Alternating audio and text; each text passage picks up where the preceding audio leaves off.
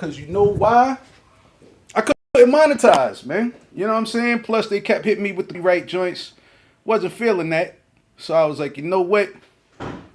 We got to go into these spaces in the podcast without playing no music on YouTube. You know what I'm saying? So, in order for us to monetize on YouTube and not worry about no copyright issues, we had to do it without the music. So, everybody on Twitter, everybody on X, y'all get the benefit of listening to the vibes, man. You know what I'm saying?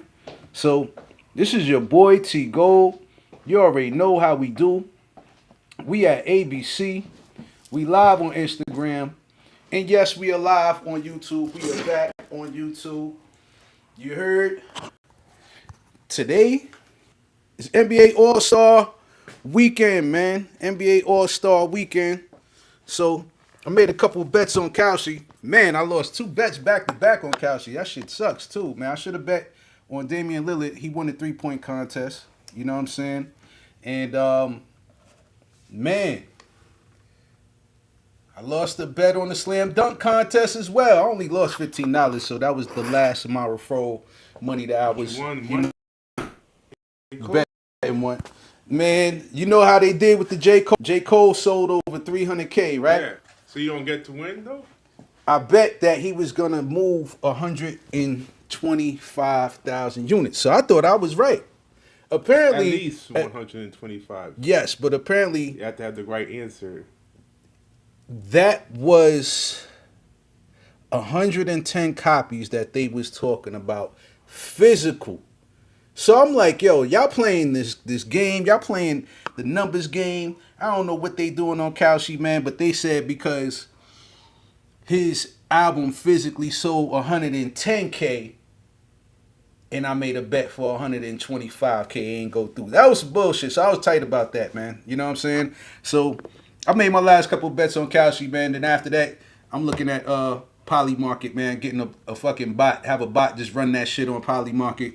Already building one. I figured you was, Cheese. So we gonna talk about that. You know what I mean? So Poly Market, people are actually creating bots, man, so they can just do 5-minute trading. We gonna talk about that.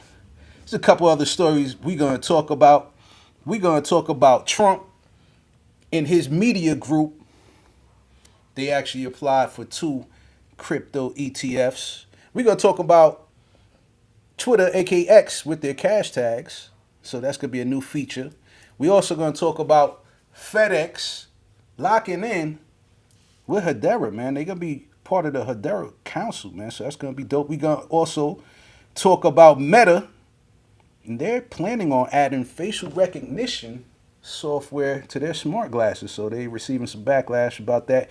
And then yesterday, Vivi, they released the Predator NFTs, man. So that shit was pretty dope. So those are some of the stories that we're gonna get into. You already know how we do. It's your boy T Gold. We here at ABC. We getting it popping over here. You heard? Man, I'm gonna just tell y'all like this, man. This is episode 105, y'all. This is episode 105. So just know for 2026, this is going to be the year of the pivot. This is going to be the year of evolution.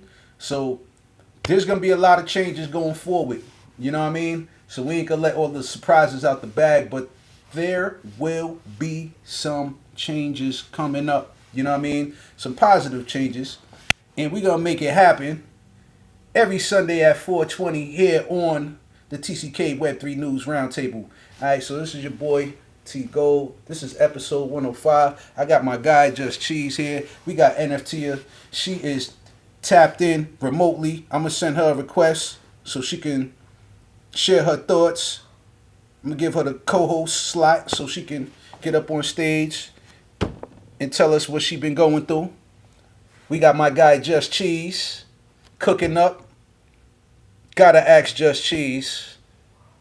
How you doing, man? What's going on? How was your weekend? Happy Valentine's to everybody celebrating the Valentine's Day. I hope y'all had a great, phenomenal time. I hope, everybody ended off their night very lovely. You know what I mean?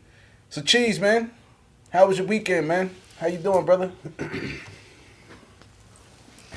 My weekend pretty good. Shout out to everybody who had a good Valentine's Day yesterday. Myself, I'll be doing that. Those are the type of activities tomorrow. Okay, Uh, okay. but in the meantime, I spent my time yesterday at the F1 arcade. Okay, how was that? How'd that go? Who'd you go with? It was me, Elijah, and Layla. The three of us went, um, and it was interesting. So, first of all, that entire space right there on Hollow Mill, Uh huh. if you know where the Velvet Taco is, Yep, yep. right, that entire building where the new gathering spot retreat location is, that entire building now is like just basically like an experience center. Like the top floor has a VR station. They got the sim racing station. They got the escape room.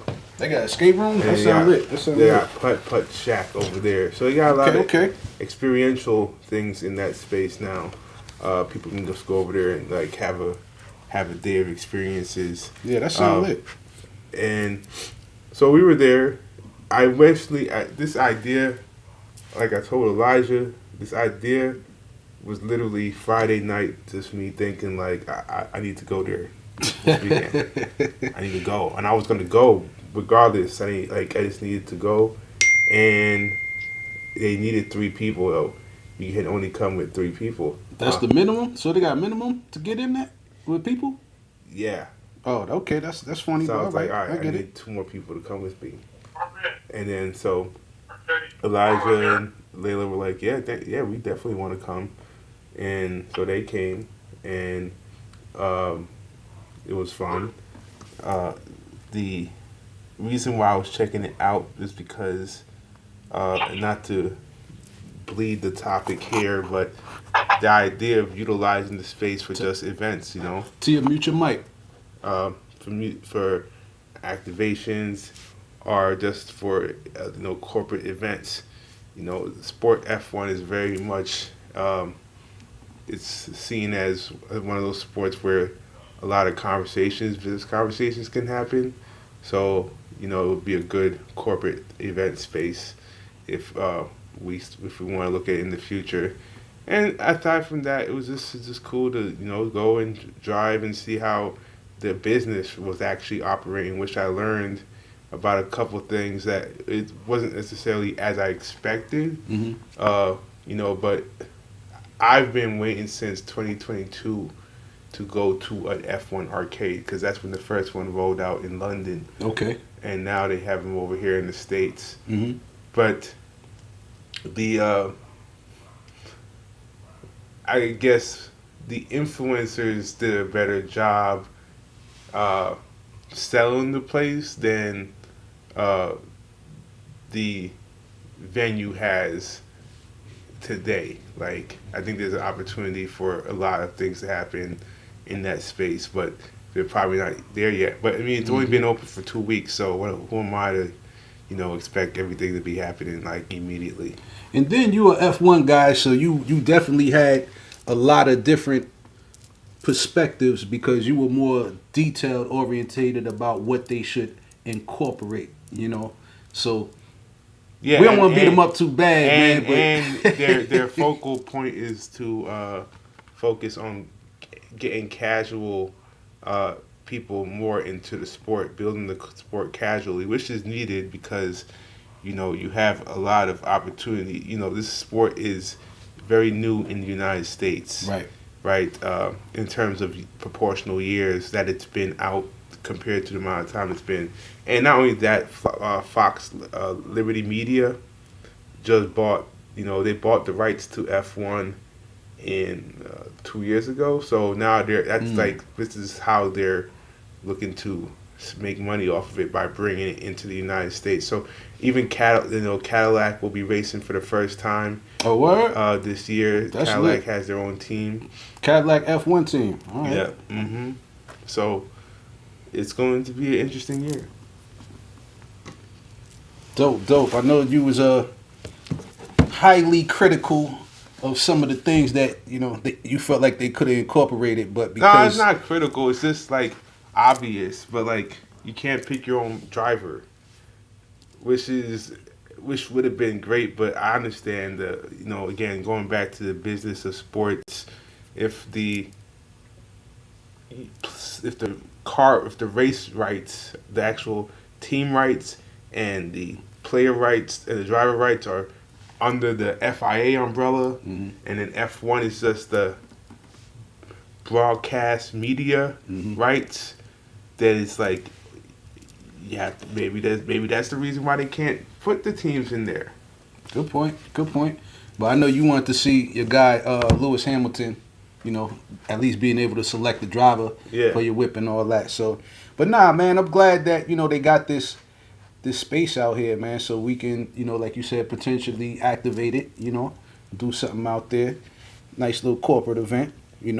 So yeah, man, I'm glad you had a good time, and I'm glad you had some ABC folks pull up on you, man. Word up. So we gotta ask NFT, how you doing? How you feeling? What's going on? How was your weekend?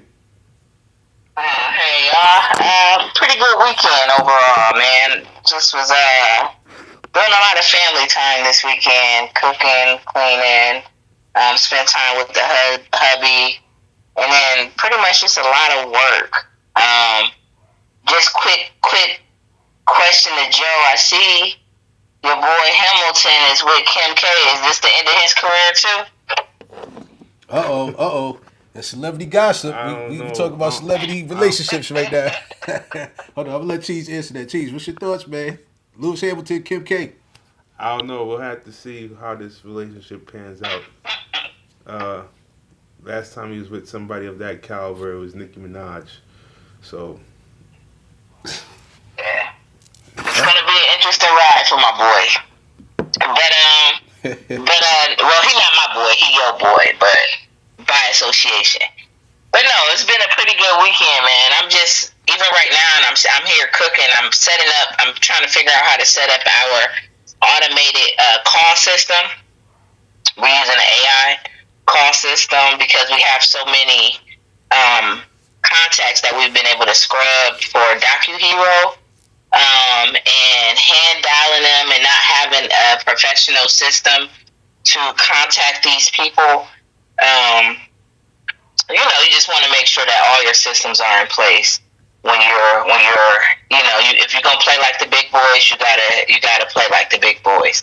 And so this call system that I'm using is called Dialpad. It's pretty affordable. It has AI features, and I'm just trying to learn like when you're learning any other new software, just trying to figure out how to maneuver through a virtual call center essentially.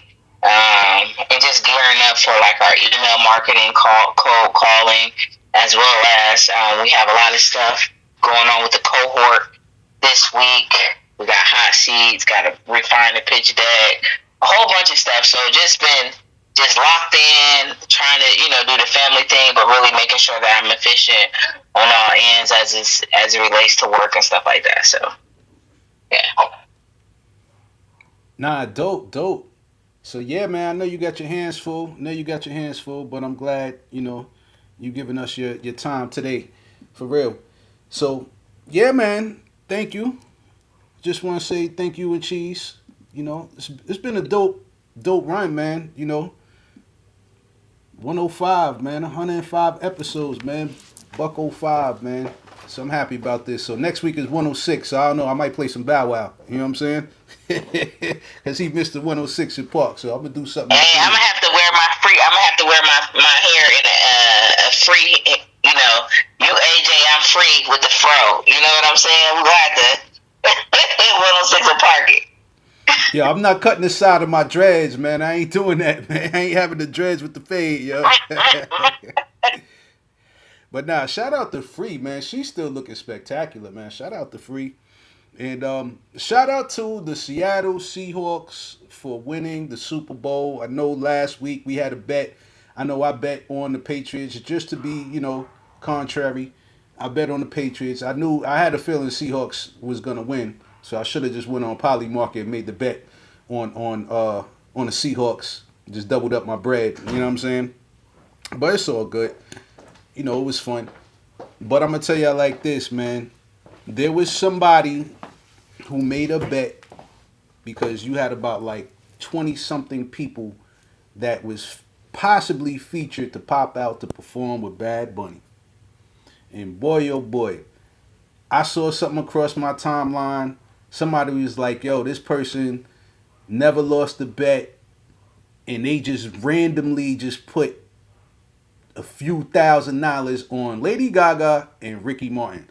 I ain't think nothing of it. I was like, I don't know. But sometimes I be getting some alpha coming down my Twitter timeline, man. So lo and behold, Lady Gaga and Ricky Martin came out. So I know the odds on that, man, if I would have just put like $10 on each, man, that would have turned into like probably like $150 or something crazy like that. Because the odds were super low that they was actually going to appear on the Super Bowl, man. So Cheese, man. You won the Super Bowl bet on Kelsey, man. Yes. Word, congratulations, man. Congratulations, man. You know, so that's what we do around here. We make real time bets. You know, scared money don't make no money, you know?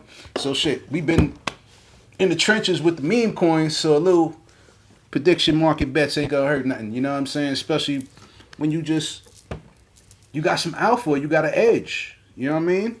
So speaking of edge, Cheese, do you want to talk about Maltbook or Maltbot, because we know that platform is like the social media platform for all these AI agents. But also, man, there's people who've been developing their bot to actually make bets on Polymarket, and we're gonna talk about it towards the end. But Polymarket, they got 5-minute Bitcoin bets, man. You know what I mean? So I'm highly interested in that because I feel like we all should have some kind of automated trade bot doing something for us. You know what I mean? Whether it's stocks, crypto, or prediction market. So take advantage of this shit, man, because I know I'm trying to have one ASAP. You know what I'm saying? I'm literally trying to have one ASAP. Just had that bread just being made in our sleep, you know? So we're going to say that story for last, y'all. So we always set it off talking about some kind of politics, right? Or we usually talk about the market watch. So let's see where the market is right now.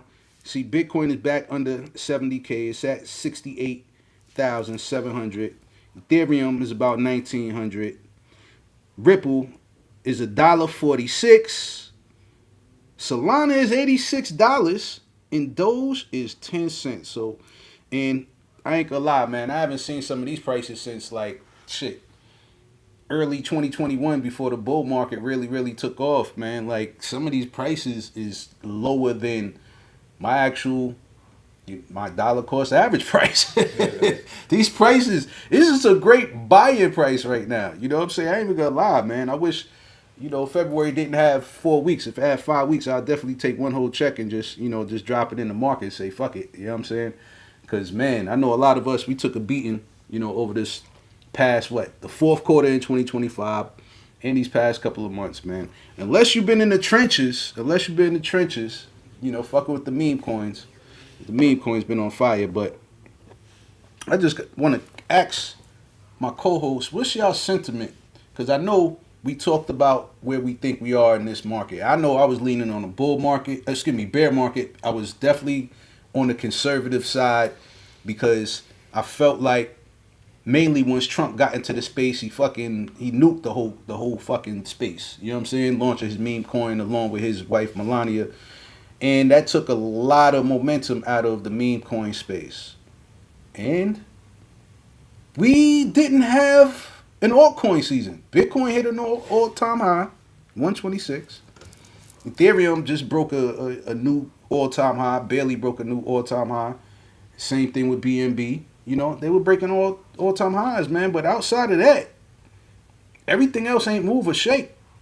So I gotta ask my co-host, what do y'all think? Have y'all sentiment changed? Because I always been kind of bearish ever since, I saw everything get nuked, man. So I'm super conservative. So what's y'all thoughts? Have y'all investing strategy changed? Who want to go first? NFT or just Cheese? Yeah, I can go.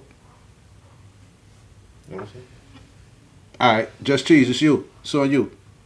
Um, uh, if we, okay, so thinking, I think we're still in have some room for some upside. Really? Okay, okay. You know, if we look at this year as uh, how it started coming out of Q4 into this early time right now, Mm-hmm. right? There's a number of levers that have yet to be pulled that are going to be pulled. Okay. We now have a new where the new Fed chair? Fed chair is going to Okay. be uh, appointed in Kevin Wash. Kevin Walsh. Yes. Mm-hmm. We have Scott Bessent, right? Mm-hmm. We got Trump. Mm-hmm. So these are three people who all have the same like prerogative, right? Mm-hmm. Which is like the basement of the dollar. Oh, can't forget Commerce Secretary Howard Lutnick. Can't forget that guy. Yeah, him too. Right? It's part of the Epstein clan. It's a whole new clique. They have this plan, right? But on top of that too, there's the interest rates, right? That's part of that plan, Mm-hmm. right? That coming down, that needs to come down, and so I think we're at an opportunity for assets to pick up, right? The housing market can even see an opportunity here to boom as well because the housing market has been down,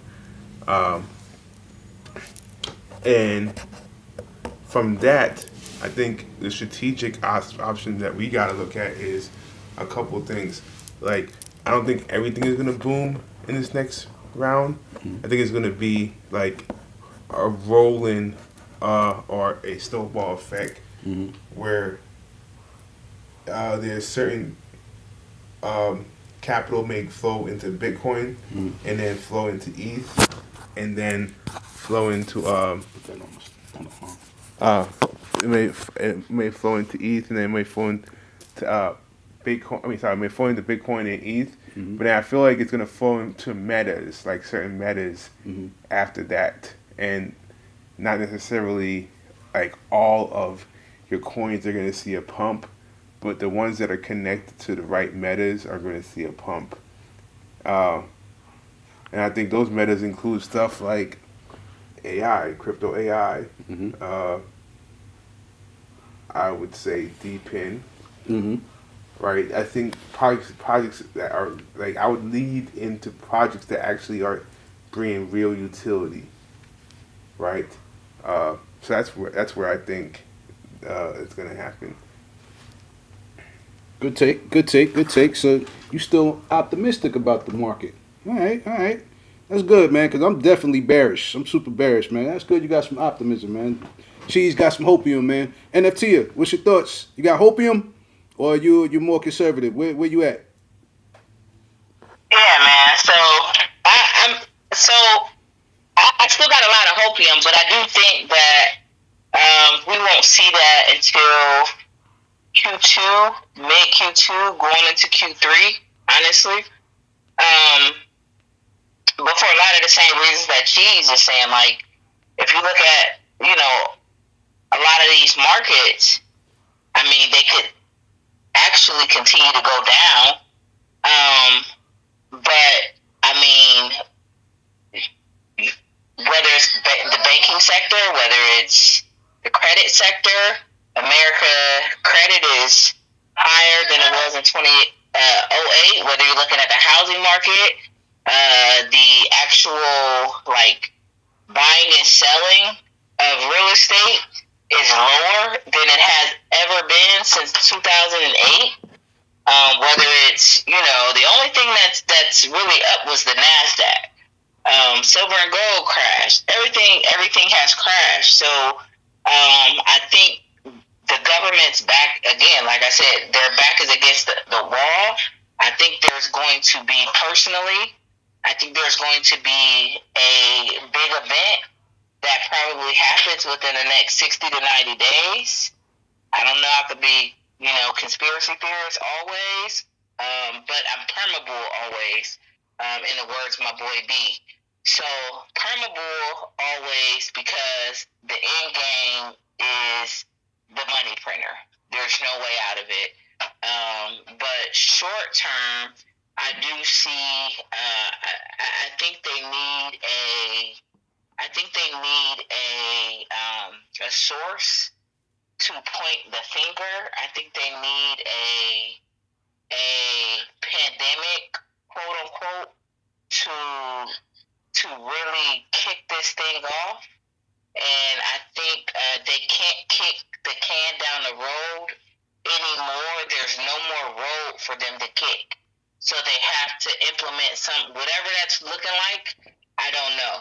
But I think they have to create a big problem and come in and let the money printer be the solution again. And that's kind of been the way that it has pretty much always happened, whether it was letting Lehman Brothers and stuff like that fall, whatever that crisis is. I think, or even if it's just literally letting the markets break. But something big has to happen. That money printer will be coming on, and I think then we'll see strong assets rally. So. All right, that was a great take. So we got two of my co-hosts that are optimistic. I'm still bearish. The only thing, I ain't even gonna lie, I thought y'all were gonna mention the Clarity Act. I figured one of y'all would mention that. But that's the only thing that I can see that can really, really turn this market around. But Tia, you mentioned something that I thought about, and I feel like, listen, man, the only way y'all really gonna get Epstein out the news cycle is if we go to war, or is there another crazy pandemic? It has to be something earth shattering, because this Epstein shit is kicking their ass, man. Howard Lutnick lied. He's the Commerce Secretary. He was the guy talking about wanting to put our economic data on the blockchain. I thought that was good. But bro, you said you stopped contacting Epstein in 2005. That's a lie. You and your wife been in contact with this dude up until 2015, 2016, something crazy, man. So I just know that if you maybe get rid of the IRS taxes, maybe the Epstein thing will go away and people start seeing more money. But it's gonna take something extremely drastic. I hope we don't have to get into World War III type of event for us to see some price action in crypto. But that's just my thoughts. And we got our guy. Hold on, I'm gonna put him up on stage, man. Mr. Wonderful. Alright. And he is E3, aka Elijah. He is one of the individuals. It's part of the Terminus DAO, man. Terminus DAO. We got an event coming on the 28th at the Peter Street Station. So we're gonna have our guy, the wonderful Crypto E3, get up on stage, share his thoughts. Yo. E3. Can you hear me? Yes, sir. The floor is yours. How you doing, brother? Appreciate you tapping in. Oh yeah, of course. Yeah, what's going on, everybody? Happy Sunday and everything. And yeah, just real quick, we're all Terminus. Just gotta let that be known first and foremost. We all make up Terminus. But yeah, I just wanted to say to your point, with a major catalyst or major event happening, I think that I don't want to say definitely something dealing with war, and I hope it doesn't end up being this, but I know that the U.S. has been building up a presence based on stuff I see online.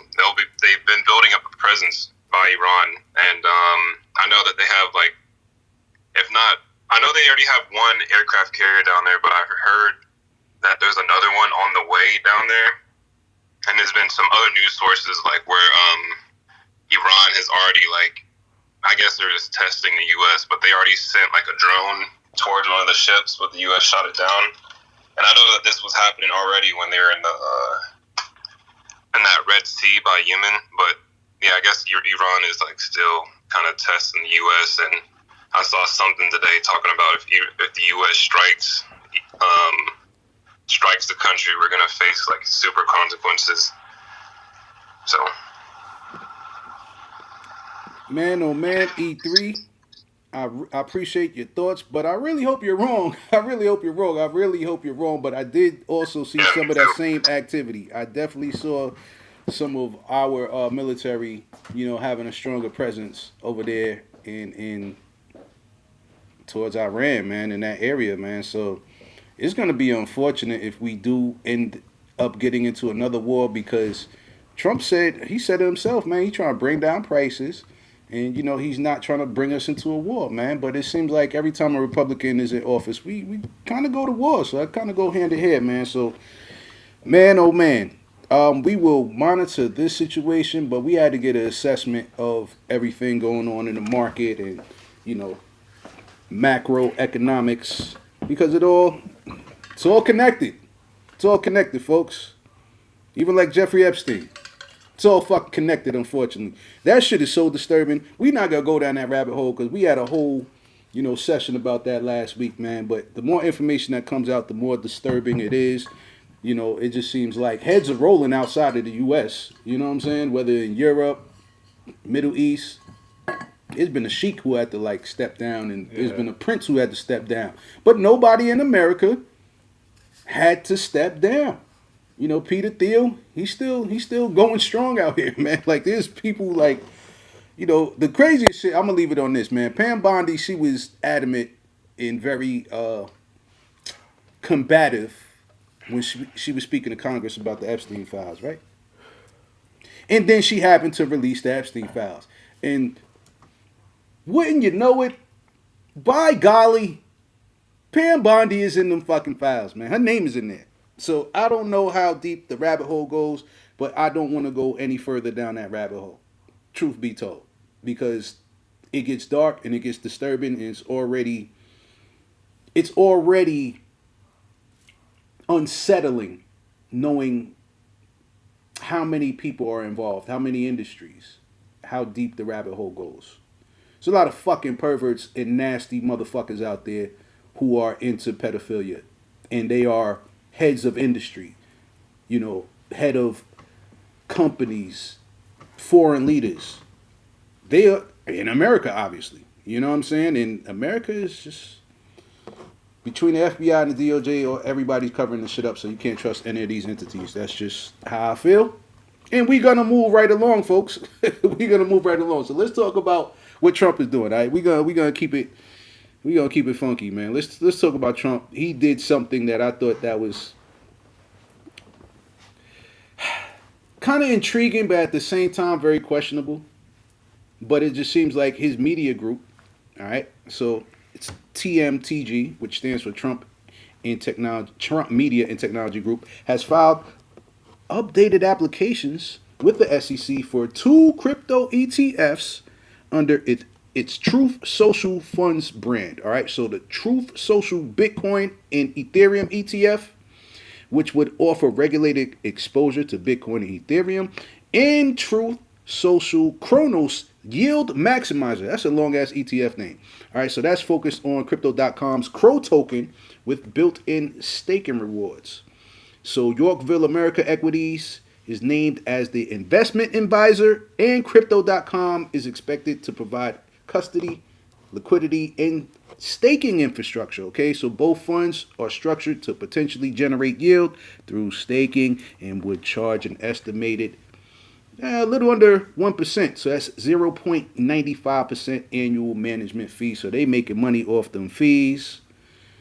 I was just curious to see why they choose Kronos out of all the other blockchains. And then I realized the CEO of Crypto.com gave a nice, hefty donation to the Trump campaign.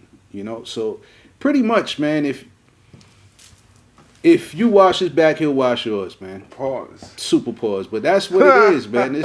It's the good old boy system. You know what I mean? So Trump is looking after the people that actually, gave him some funding. So when I looked into it, yes, the CEO of Crypto.com was one of the major contributors to Trump's campaign. So that's the reason why they got this Crow ETF, because I don't think there's another Crow ETF. I don't recall, but I will chat GPT to see if there's any other crypto.com ETF. Well, I think this is the first one. I'm not surprised about the Bitcoin and the Ethereum one, but I gotta ask my co-host. We already know Trump is making a lot of moves, especially with World Liberty Financial. He in hot water with that too, because Ro Khanna is investigating this UAE company that actually invested into half of Trump's company, World Liberty Financial, right before the election. Well, right before he got inaugurated. So that's already suspicious. So Trump is playing the long game. He's making sure his family is set up. And, you know, he made over $1 billion in his first year in office with his crypto investments, and he is not slowing down no time soon.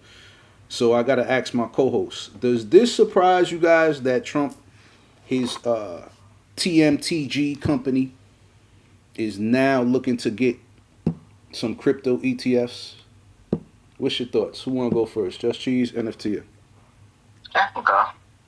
What's your thoughts, Tia? I just want to lead it off like this, like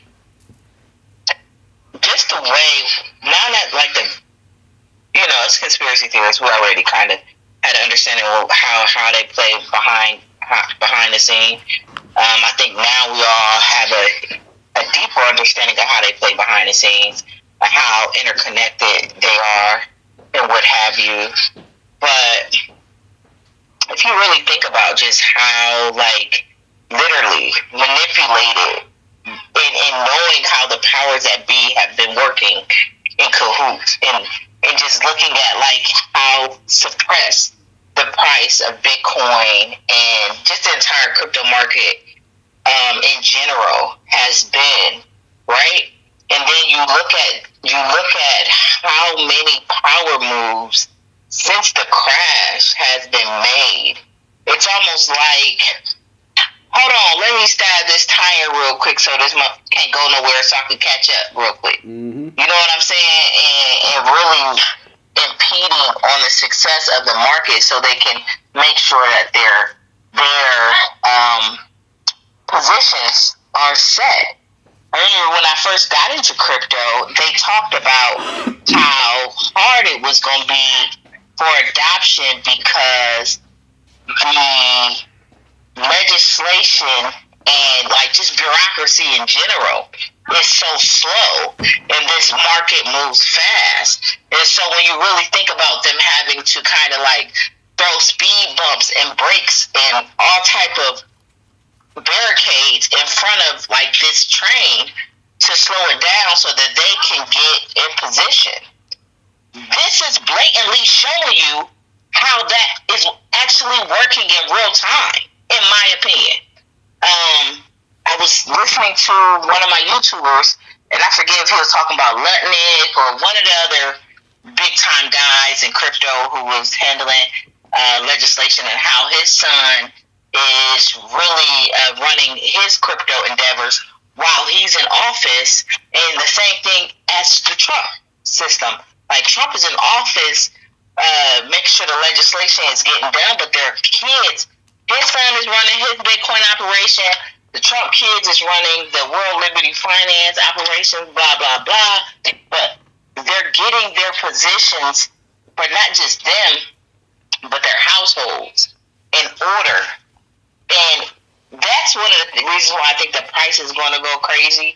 But more than anything, I feel like this is why you see that ETF, that blah, blah, because they needed more time to get there in order so that they can fully capitalize the way that they had always planned to.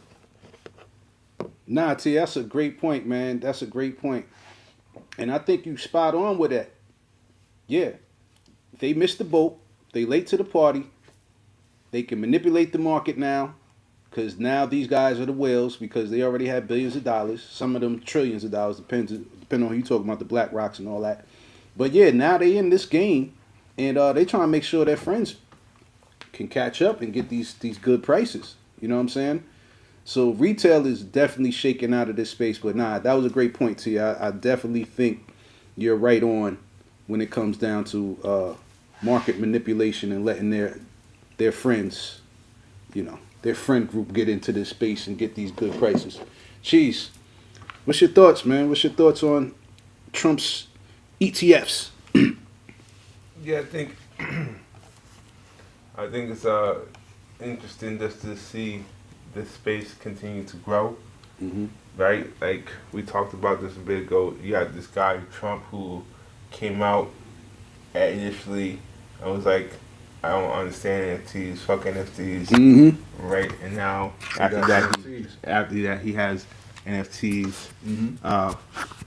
And now he has, his own coin. He has his own DeFi platform. Right? Mm-hmm. So it's just interesting to see all that take place. But I also think it's interesting because we should be paying attention, like in terms of what type of businesses can be intertwined, right? I know they have certain powers that may not necessarily be the case for everybody else, but if you can look at this as an opportunity to understand a way to utilize these assets as incentives are basically digital assets that they are to build economies around and value around, you can do some interesting things. So, like the NFTs, utilizing that as access to yourself, right? Creating rewards and values and tiers that people can get access to that are, relevant to you.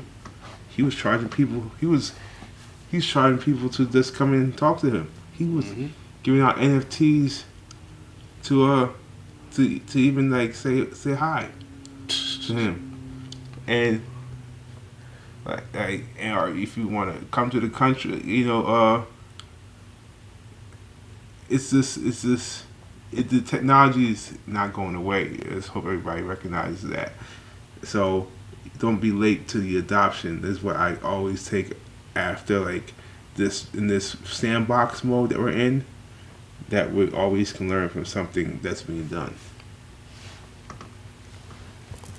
Yeah, man. I think that was a great point.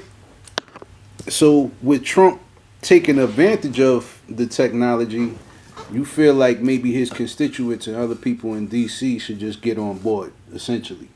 Not on board with him, but just with the technology itself. There's too much eyes being like, we're in this space right now as people where we are shutting down because the person associated with the thing is the person that we don't like.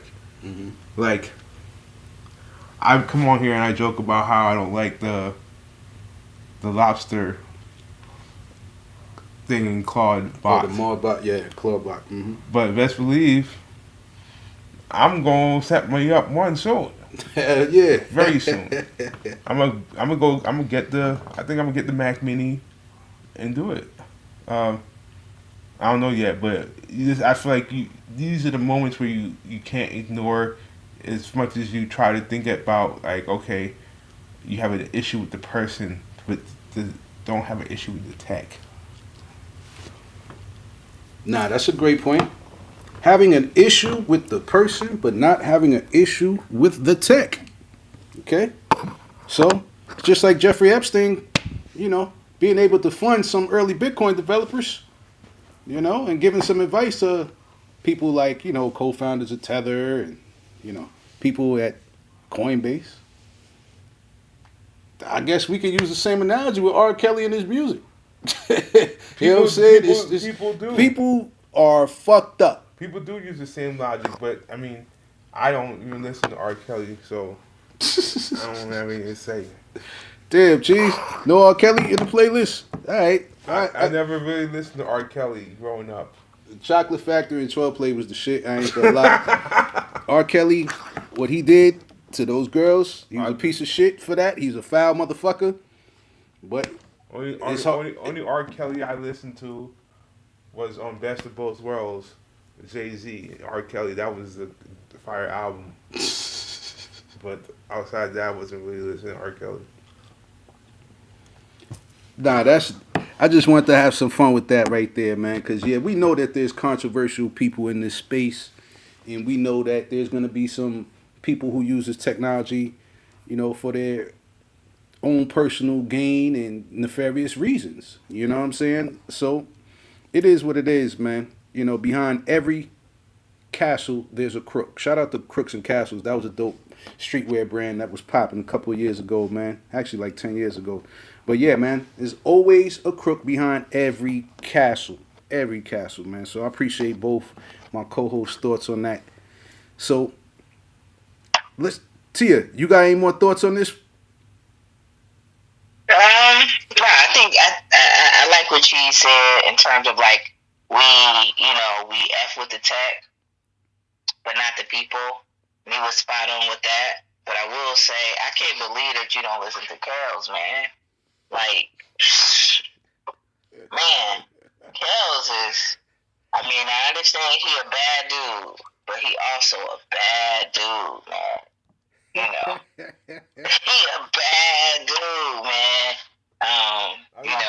And I believe all the Javantes and the Quantes and Jamirs and Tairs of the world, man, he responsible for him.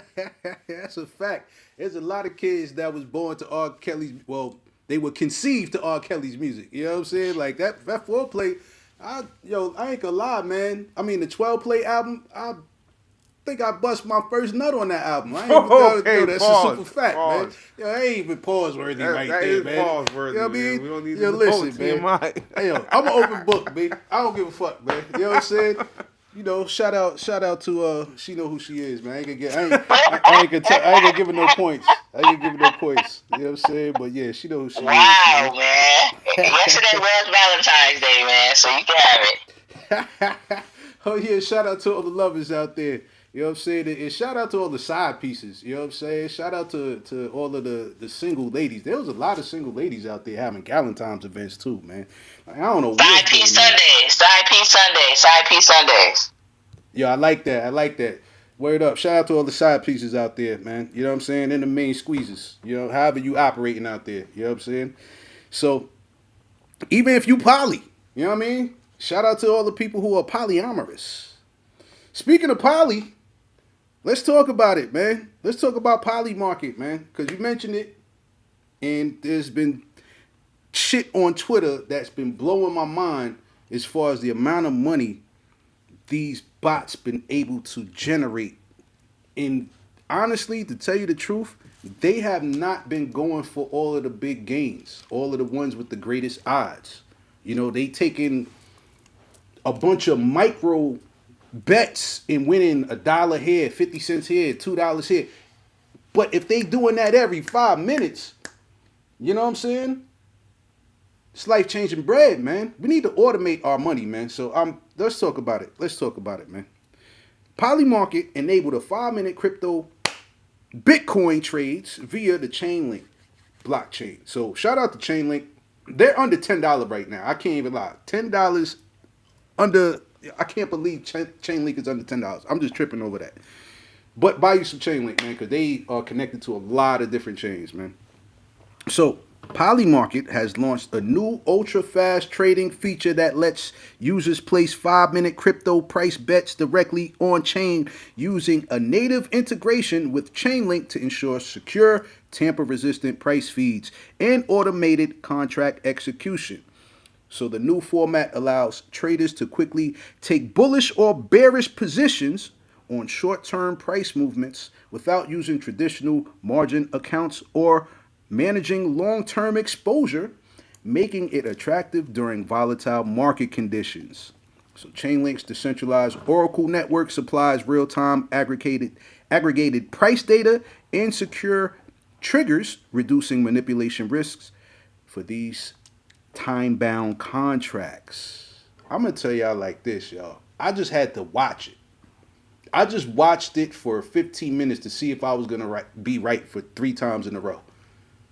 And I was. I didn't make no bets. I was just looking at it because I'm just I don't make crazy bets like that because it was a new feature. I just had to watch it. But just to know, like when Bitcoin was cooking yesterday, and it was only like a small channel that this 5 minute bet was on. I think it was like a maybe 1,500 to 2,000 window that Bitcoin was in. It was like surfing between like 66K to 68K within that 15 minutes. Like I was right 3 times. I was like, oh shit. But I want to automate this process. I don't even want to do it because my anxiety, the way it's set up, like I can't sit there and look at fucking charts all day. So, but there have been people who've been using not just Minimax. You can use a Raspberry Pi. Yep. Mm-hmm. You can use a Raspberry Pi, have your own AI agent in its own on its own server basically, and doing its thing. You can set up skills for your agent to have and send it out to accomplish these tasks. Me, I'm definitely getting me a bot on Polymarket. Everybody at ABC, Terminus DAO should have a bot on Polymarket making bets, whether it be Bitcoin. One of them was making bets on the weather and was killing them on the weather. So shout out to our guy Chris and Van from Project Pi Labs, man. Because I know he's a big weather guy. He wanted to be a meteorologist, one of the smartest guys I know. Two of the smartest people I know. Chris and Van. But yeah, I'm interested to see what my developers at ABC are going to cook up with this. I'm curious to see what thoughts that Marlon has when I speak to him. I got to ask our guy, because he just popped up. We got Chris, the maestro, representing Liquid, representing Project Pi Labs. We got him up on the stage, man. He is one of the builders. He is a phenomenal guy, and I'm so curious to hear his thoughts and both my co-hosts' thoughts because I know Tia be vibe coding. I know Just Cheese be vibe coding, so I'm curious. What's your thoughts? Who want to go first? Cheese? Chris can go first. However you feel. Chris, if you available, man, the floor is yours, brother. Yo, can you hear me? Yes, sir. Yes, sir. Appreciate you tapping in, man. Appreciate you tapping in. The floor is yours, brother. Thank you. Yeah, can you hear me? Yes, sir. We can hear you. You got it. Cool. What's up, y'all? No, I caught y'all at a perfect time. I already hit up Joe. I have to do some more fixing, but my whole Sunday literally was just hardening the security for Liquid Agent. I'm basically making it to where people can purchase their own claw bot on my system for $50 a month, and I'm basically done. I've been using it as my own task manager, or I've been making to-do lists, which is pretty cool. I'm actually right now working on a Claude Polymarket bot. When I made my first weather bot for Polymarket, the Claude bot stuff had just came out like a day or two later, and I had shut my VPS off. I shut my computer off, so I didn't even get a chance to like really integrate the Claude bot with the Polymarket weather prediction bot that I made. But now I'm actually doing it, so I'm in the process of getting it working. I did see that they have like the 5 minutes ability or whatnot. I'll explore that as well. But I'm thinking if I can, my goal is to basically make a product that would be similar to, it's a little bit almost like Marlin's AI Quant, but it'll be for Polymarket bots or Polymarket. So it integrates like the Claude bots with Polymarket. Nah, Chris, that sounds fire, bro. And I'm so interested and curious to see how that functions, man. Because I saw what you was cooking up earlier. But yeah, man, I'm interested in that, and I really, really hope that you guys cook that up, man. And you and Marlon, man, I already know. As soon as I was like one of the first two people I thought about, you, Marlon, Joe, Van, like, yo, how are you guys gonna use this new technology, man? So now, Chris, do me a favor, mute your mic, brother. Oh, my bad. Now, Chris, now I gotta ask Cheese, what's your thoughts on what Chris is developing? Because you know he getting that weather data, but then at the same time, how do you see this can benefit you in what you building, man? I know you cooking. What you building with this with the Claude bot, man? Yeah, I think there's a couple of lanes to come at this from, and which is why I'm very interested in this. Looking at this, for one, right, we can't lose sight of the blockchain piece, right? So stuff that Chris is talking about doing, right? That's all relevant here, right? But something that none of us has really started exploring at a vast clip is the ability to create your own marketplace and directory of agents under the construct of 8004. Right, that framework is being utilized by all. Like OpenClaw is using it. I know some of these other Base is using it. frameworks are using it, but just having your own, where you can then bring your network of agents into a place like imagine a Black Effect or like an ABC agent marketplace where all of our agents are, there, and you can tap in one of our agents for XYZ, right? So that I think that's a dope opportunity to think about down the line for all of us, right? That's really how we galvanize our IP.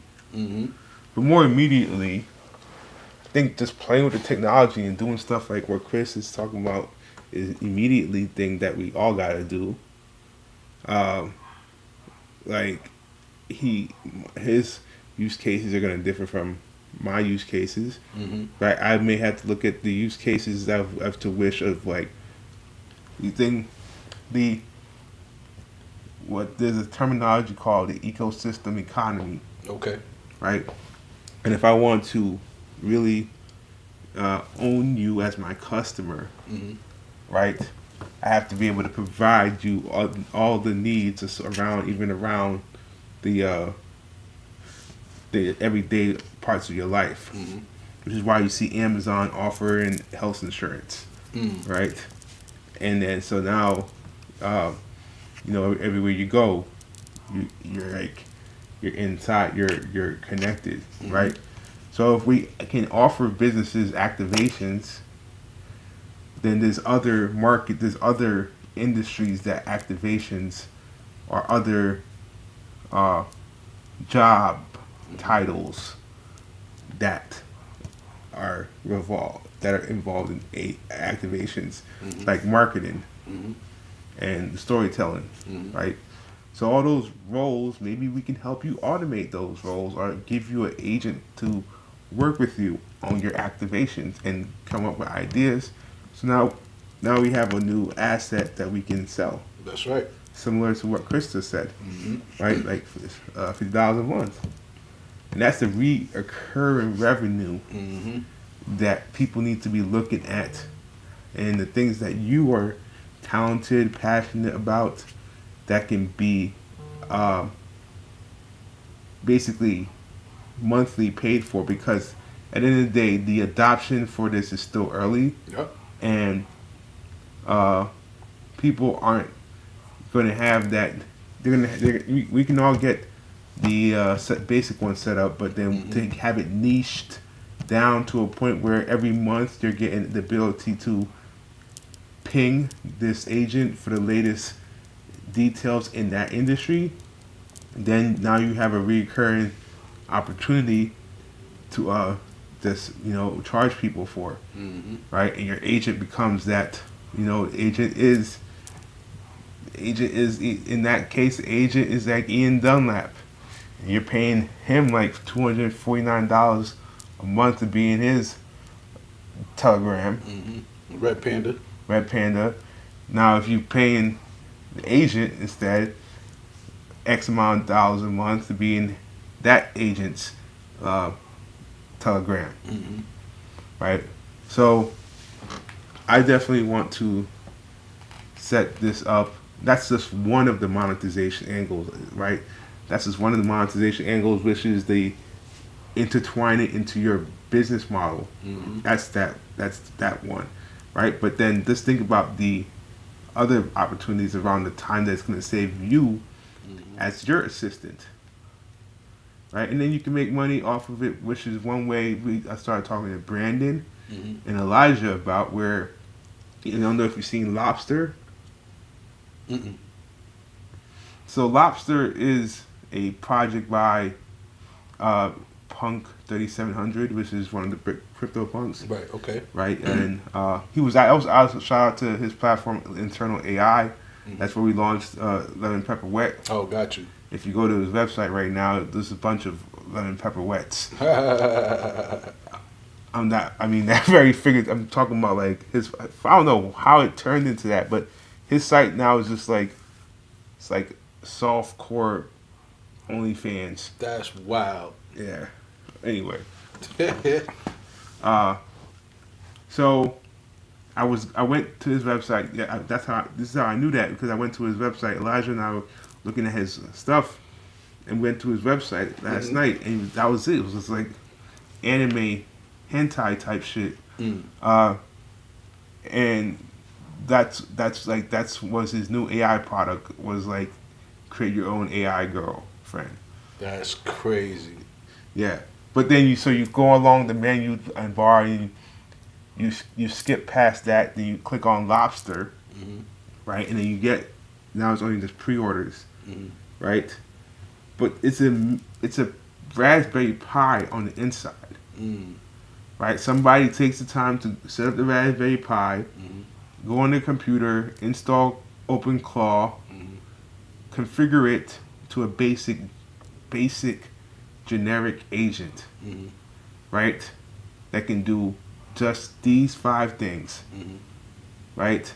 And then when you're ready to upgrade, you enter command XYZ, and then you upgrade, and then you pay him the recurring revenue to get your thing upgraded, right? So now you have an opportunity. This is the last thing I'll say, and this is to Elijah and to Brandon and the conversation that we had. Now you have an opportunity to actually, and this is, now you actually have the opportunity to take the agent, the virtual agent, but put it in a physical container and monetize that. Wow. Right? So now you can sell these physical devices to people and say, hey, we're not going to do a Lobster. Maybe we do something else, but all that is a 3D printed container. That was the first thing I was thinking about. This is a 3D printed container for the agent to live in, right? So we get a basic Raspberry Pi, set up a generic one with a certain set of instructions, right? And then that's what gets sold. And then if people want to upgrade theirs, then they can do, like, they can get extra skills per month. Nah, Chief, great information, bro. And you already know we got Mint and Marquee, our 3D printing company. So we will be looking into incorporating some of these Raspberry Pis into custom 3D printed items. You know what I'm saying? So speaking of that, we got to talk about. So I did want to say something. I wanted to say something. Go ahead, because I was just going to promote Mint and Marquee right quick. But go ahead, baby. I want to hear your thoughts on. No, do your thing, then I'll share mine. All right. Right quick, to everybody watching us and everybody listening, me and Cheese got a 3D printing company called Mint and Marquee. So if you're watching us for your visual pleasure, we have a Bitcoin sign right here that you can put on your display table if you accept Bitcoin or if you're just a fan. We got a Pepe Buddha that you can rub his stomach for good luck. We got a Bitcoin gnome. That's another good luck charm that we got. We got our Mint and Marquee sign right here, right? Then we got a gold pyramid. We got a Cores design. We got a, this is not a 3D printed item, but we got our Pudgy Penguin vinyl. We got the Pudgy Penguin inflatable. We got the Doodles Fruit Loops box. And we got a couple of more Cores pieces down there. We got a Cores 3D printed item. And on top of that, we got the Cores Clips Let God Sort Them Out box set. So yes, that's what we do here. 3D printing company. And now we are able to incorporate a Raspberry Pi into a 3D printed item and start selling hardware and software at the same time. I love this. I love this. NFT, what's your thoughts? How do you see you using this for a docu-hero?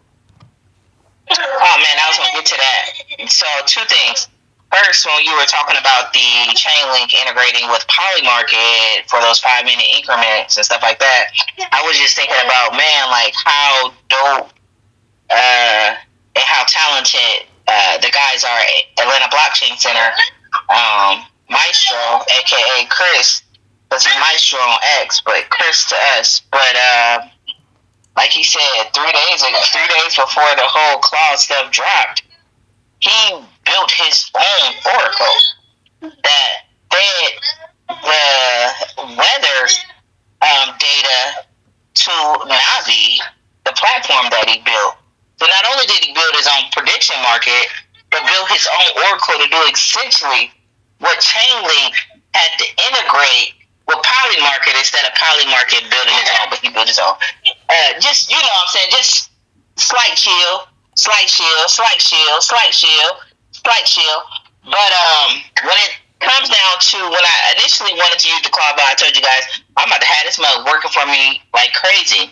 When I seen in one of our chats that they had the crab in there, and I'm like, they just doing any old thing. And Van was like, oh, that's just a Raspberry Pi. And my wheels started turning. Essentially the same way that Cheese wheels is turning. Wheels was just turning just essentially for DocuHero. And when I thought about it, I'm like, man, like you guys, last week, my business partner and I, we were doing some outreach, and we had a list of 1,500 agencies that we were reaching out to. 95% of those agencies, these are real businesses contracting with the government, contracting with Medicaid. 95% of them, their contact email was a Gmail account. That lets you know how like dated their processes are and how like ripe they are for disruption if they don't get with the times. And when I say they would be the perfect candidate because they don't really have any marketing strategy. They don't really have a lot of the things that we just do normally are like foreign to these industries. And I don't know if they'll have the skill set. It's either they get ran over by big corporations or they have to have something come in to have these skill sets. And so I'm thinking, I'm like, man, Cheese, we just built a marketing plan. We just built a email marketing plan. We have a whole call system. We know how to scrub and get data and leads and all this stuff. If we sold that system separate for DocuHero for these agencies so that they can continue to keep up with these big agencies, and then on the other side, you have DocuHero you can bring a real data, automated payroll, compliance, documentation, billing, like literally like they're a big dog, even though they really a poodle. And so, and how invaluable would that be, especially when you talk about like the healthcare system? I was listening to a video, they said 38 states out of 50, their biggest employer is the healthcare system. The biggest industry that AI is ripe to disrupt is going to be healthcare admin. And so, like, literally put me in position to really disrupt and be one of those disruptors, and really, bring these dinosaur industries up to full speed. So that's how I thought about it. Nah, good shit. Good shit. Yeah, I already know, man. Having your own Claude bot to help you automate some of the tasks that you have on your platform, I can definitely see you taking advantage of that, man. So, good shit, Tia. Good shit. Looking forward to seeing what you cook up with that. C, our guy, Lefty Chris, the maestro. What's your thoughts, brother? Yeah, last thing. No, what Tia said was spot on. There was some things I was thinking about that she mentioned that was like very important. It's like taking the skills of like what you have existing for your own business, and then utilizing like segmenting those skills and applying them to businesses or companies that definitely need to upgrade on their automation.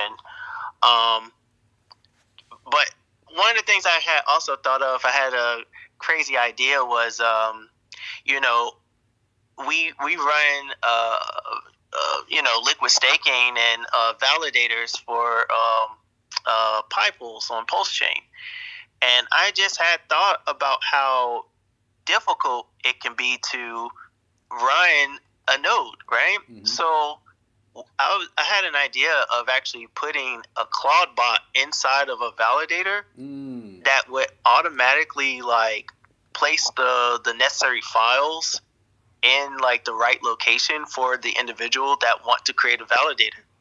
So that way now you have a system, or like you have a validator system that you can sell these nodes to, and it will be truly plug and play. Nah, Chris, man, that's a phenomenal idea, man. I'm gonna tell y'all like this, man. Some of these ideas y'all ain't gotta all share on this platform, man, because I don't want nobody to try to run off with these shits, man. Some of these we keep under the wraps, and we'll talk about it at ABC, man. But I'm so looking forward to seeing what everybody who has the capability to launch one of these Claude bots, man, and integrate it into their platforms, man. 2026, man. Yo, listen, man. We should all be using some kind of agent to automate our processes. You know what I'm saying? I definitely was looking into that, and I know Chris, he recommended me because I built the CryptoCrew.com website. That's my news platform. I built it on WordPress. But I had to ask ChatGPT in order for me to automate some of the processes that I do for my website, because I pretty much do everything manually. I would have to build, my platform off of WordPress and have it on my own server. So eventually, I'm going to have to do this. You know what I'm saying? Because I don't want to manually do everything myself. So, but Chris was absolutely right, because he told me, a while ago, like, hey, man, if you really want to make this, this platform really Web3 orientated, you might have to build it off of WordPress. And everything that I was reading with Claude Bot and trying to integrate that into what I do for my platform, yeah, man, I'm definitely going to have to do that. So, man, I appreciate everybody's thoughts. I'm looking forward to all of the builders at ABC, what y'all come up with, how y'all integrate this, and who's going to be the first one to have a successful trading bot. Because all I'm going to do is just copy trade. Whoever get that trading bot, they get like a 52%, I put that accuracy on their trades. Man, listen. I put that link you put in the chat last night. Mm-hmm. I took that and I started. In the prompt, it literally says, "Give this prompt to Claude Code and let it cook." So I've just been working on it. We'll see what it has. I think I need to go grab my Polymarket API keys and some other API keys and see if it's working. Yes, sir. Yes, sir. And then on top of that, like Chris mentioned earlier, man, He built his own prediction market platform. You know, it was just strictly, I think, weather, right? It was weather, and he had some crypto on there. I believe he had crypto. Or was it just weather? Weather, crypto, and custom stuff, I believe. No doubt, no doubt. So, looking forward to 2026, man. Yo, all I know is that software as a service is going to be a lot of jobs and a lot of software that will be replaced by these club bots, man. So, man, shout out to Poly Market, man. Shout out to Poly Market for the partnerships, for the upgrade that y'all did, and giving DJs another way to earn income. You know what I'm saying? Off these 5 minute I'll say this. markets off Bitcoin. Go ahead, Cheese. I don't think SaaS is dead. Okay? I don't think SaaS, software as a service, is dead. I think software is evolving, right? Good point. Software Good point. as it means is a thing that you install on your computer, and it does this, and it does functionalities, like 4 or 5 functionalities real core, and then you might get some upgrades from time to time, but its core software functionality is XYZ. That is the equivalent of just putting a picture on Instagram.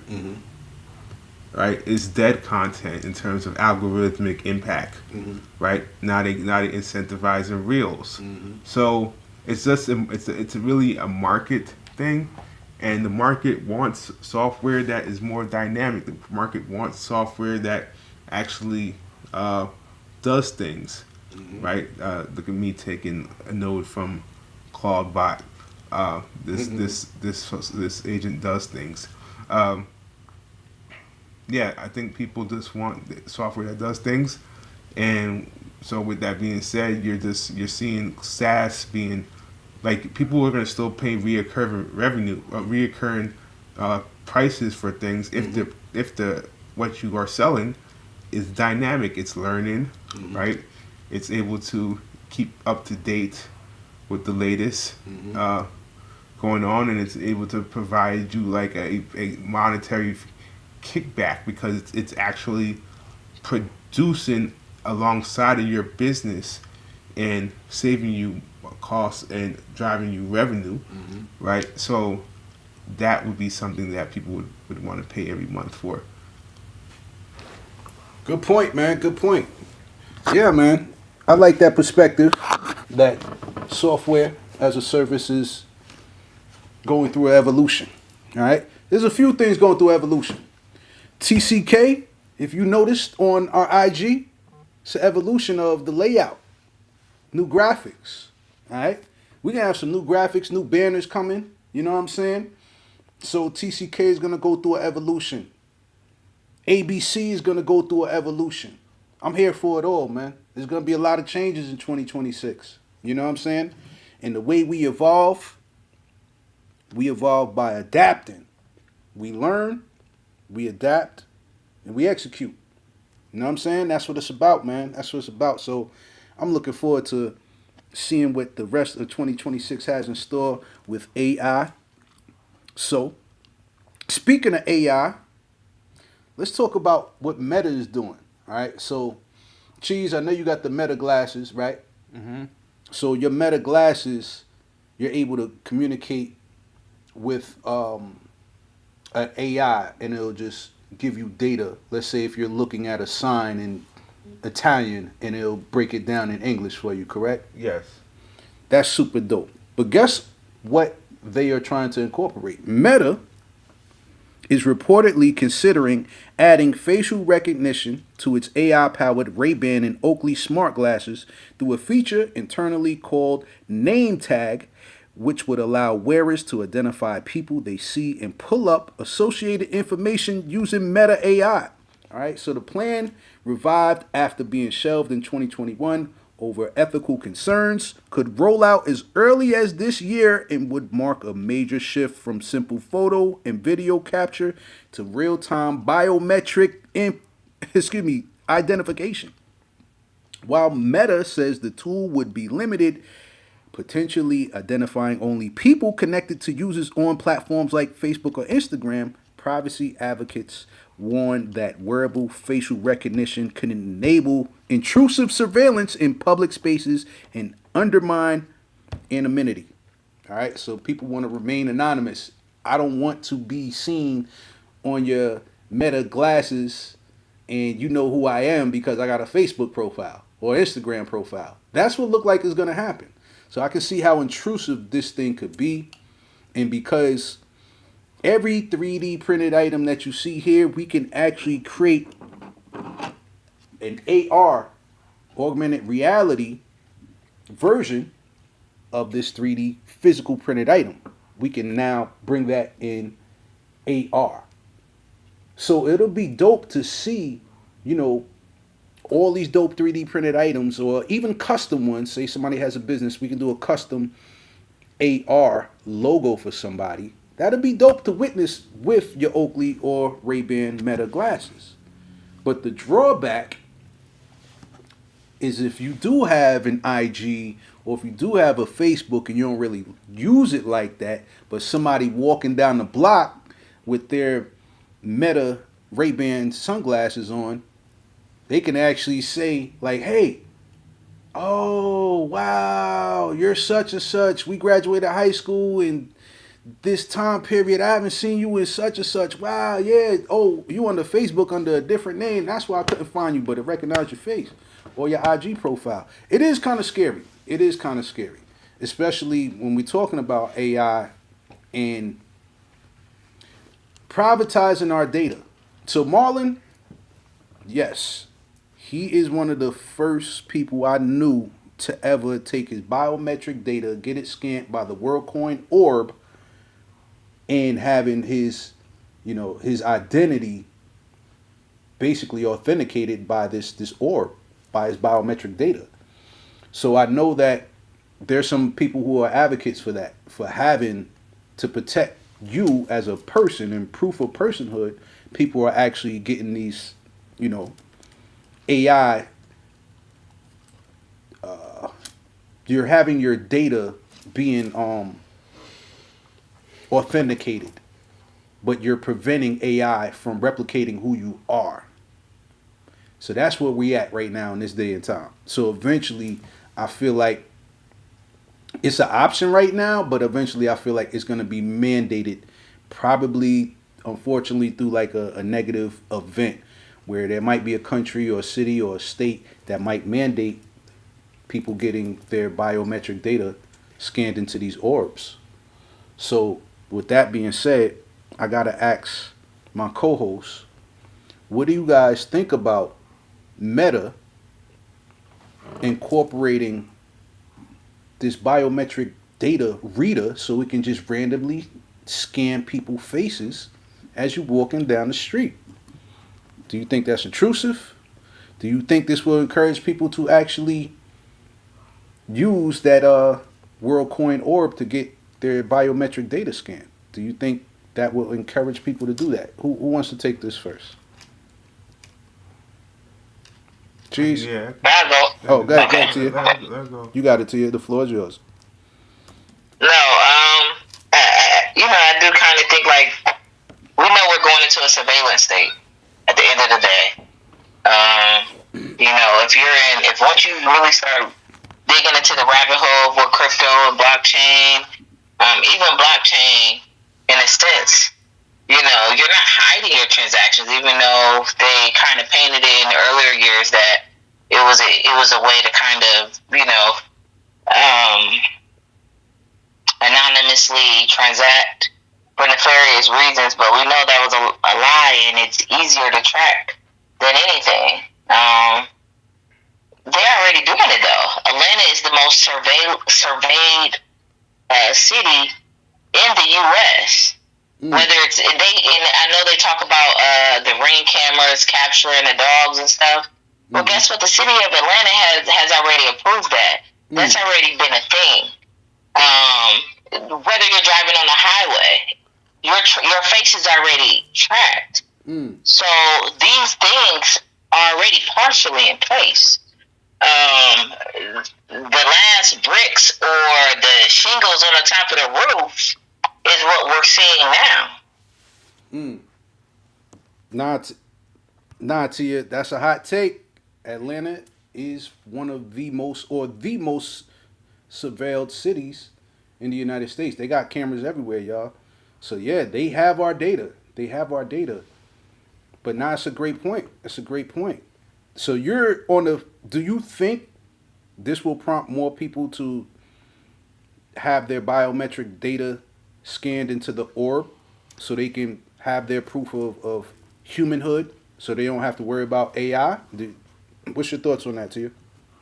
We scan our eyes, our irises already to save 10 minutes at TSA. Good point. Hey, It's gonna happen. so it's inevitable. That's a great point. That's a great point, because people are definitely doing that just to save some time to get through the airport. Cheese, what's your thoughts, man? What's your thoughts? Do you think this is intrusive? I know you actually have the glasses, and you're in a unique position. You know why? Because you have the glasses, and you scanned your biometric data into the WorldCoin orb. So, what's your thoughts on this? Do you think this is intrusive? And what made you want to what prompted you to go ahead and get your biometric data scanned into the orb? Yeah. The intrusive piece is a slippery slope, right? Because the technology side of all this is going to say that we need this data, right? Like AI companies, the Nvidia of the world, all these AI companies have put so much money and bets into AI that they're starting to realize right now that those bets aren't going to come true unless they start getting people to like mandate people to work with the AI. Damn. Whether it may be at work, like you need to work with the AI. It's a hot take. I'm not. It's not. It's not even a hot take. It's a true take. Like it's. It's inevitable. It's a real take. Like people in corporate jobs are being told that if they don't use AI, right, they're going to get fired.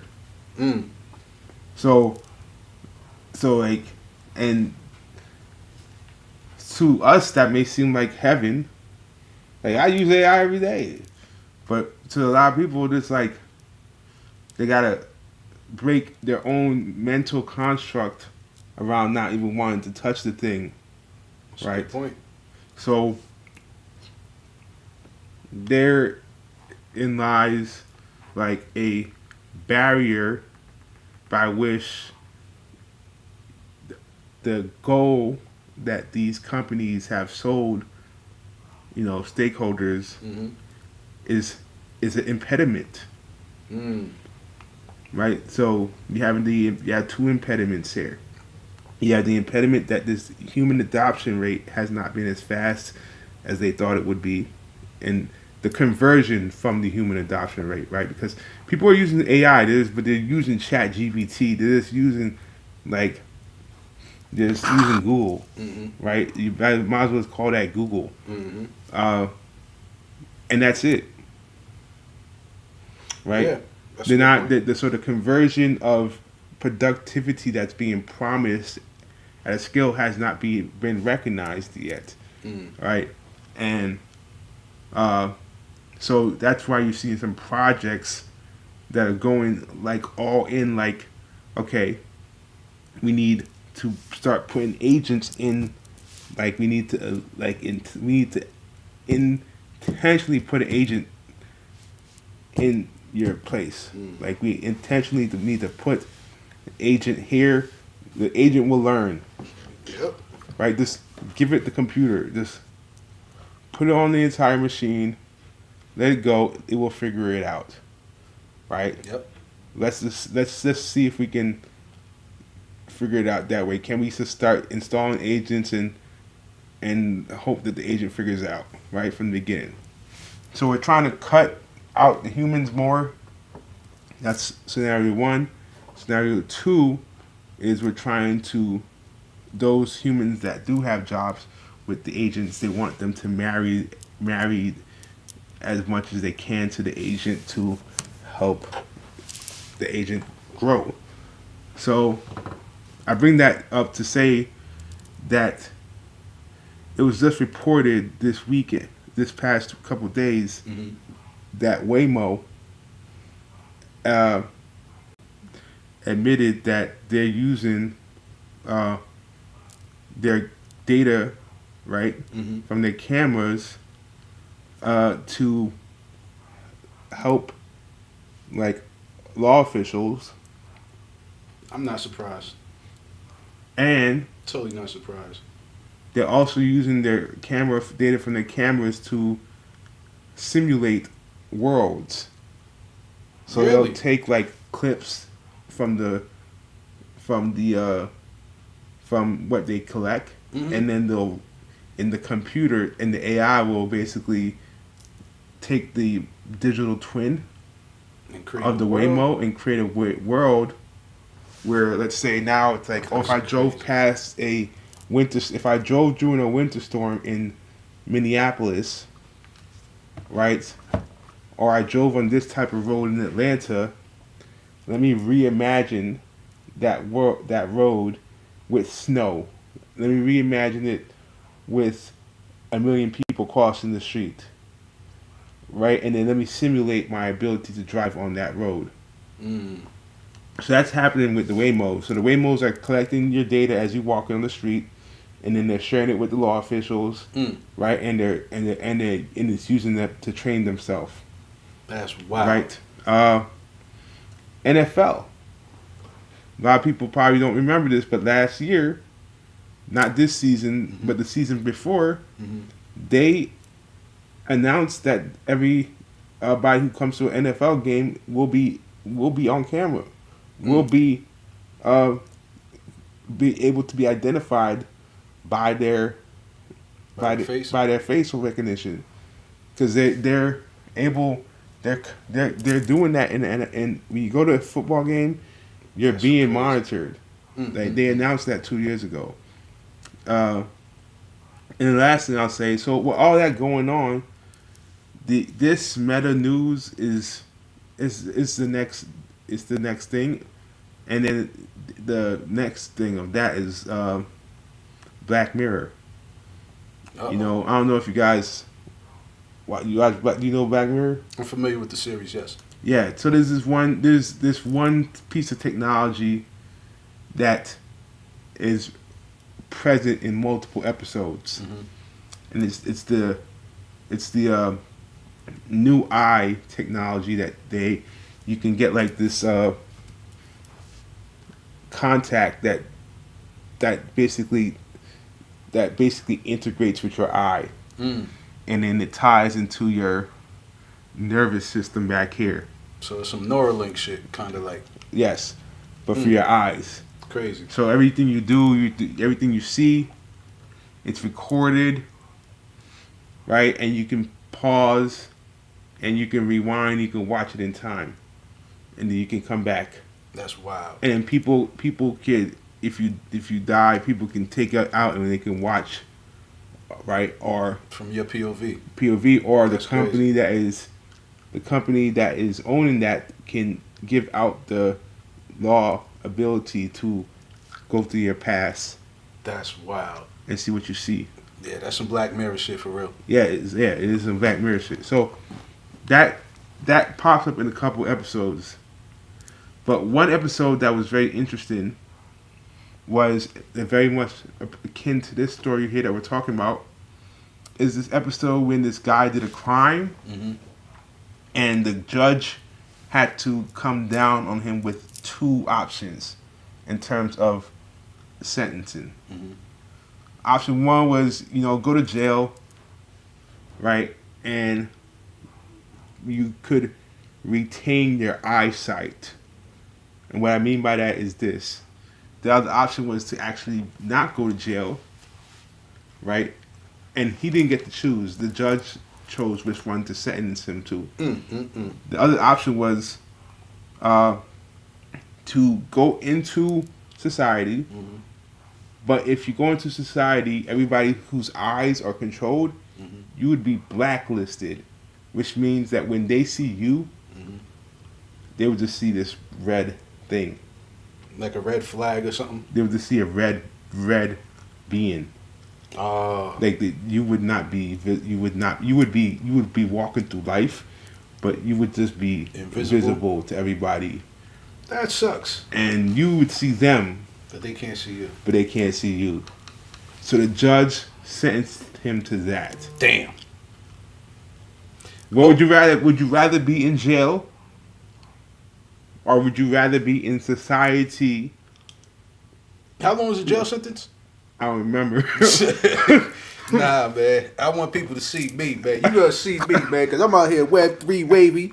I got on this Atlanta Blockchain Center Web3 DJs hoodie on. You know what I mean? So you gotta see me, baby. You know what I'm saying? I got my I Get Busy glow in the dark navy fitted on. You know what I'm saying? Just listen, man.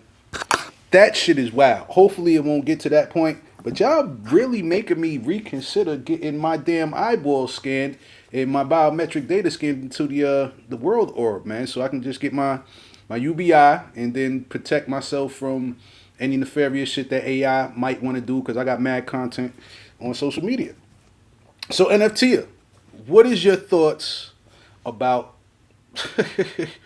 just Meta and them taking your data? And I know that you said they got our data anyway, but I know Cheese, he came with a lot of other great points. Is there any points you want to touch on?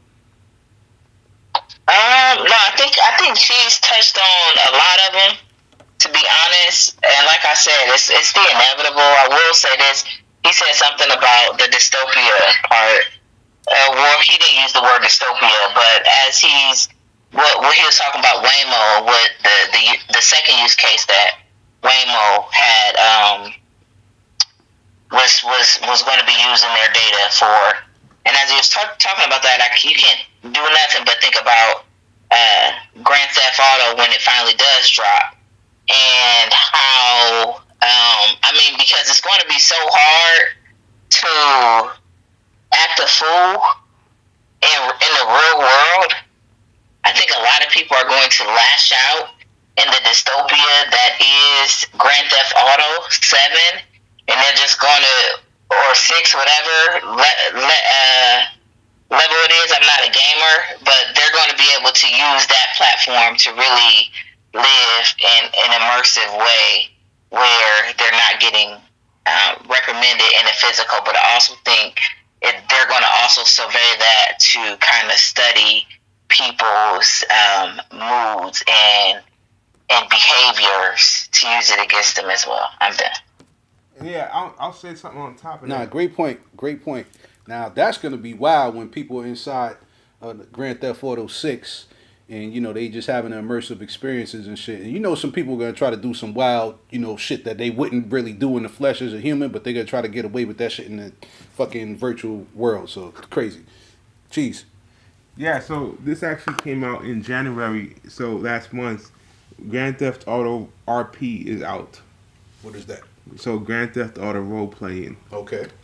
So, it's a mod server. So people who know about this, people build mods, like they'll build mods of the game, and then you can install it on your PC. So it's a modified version of Grand Theft Auto 5.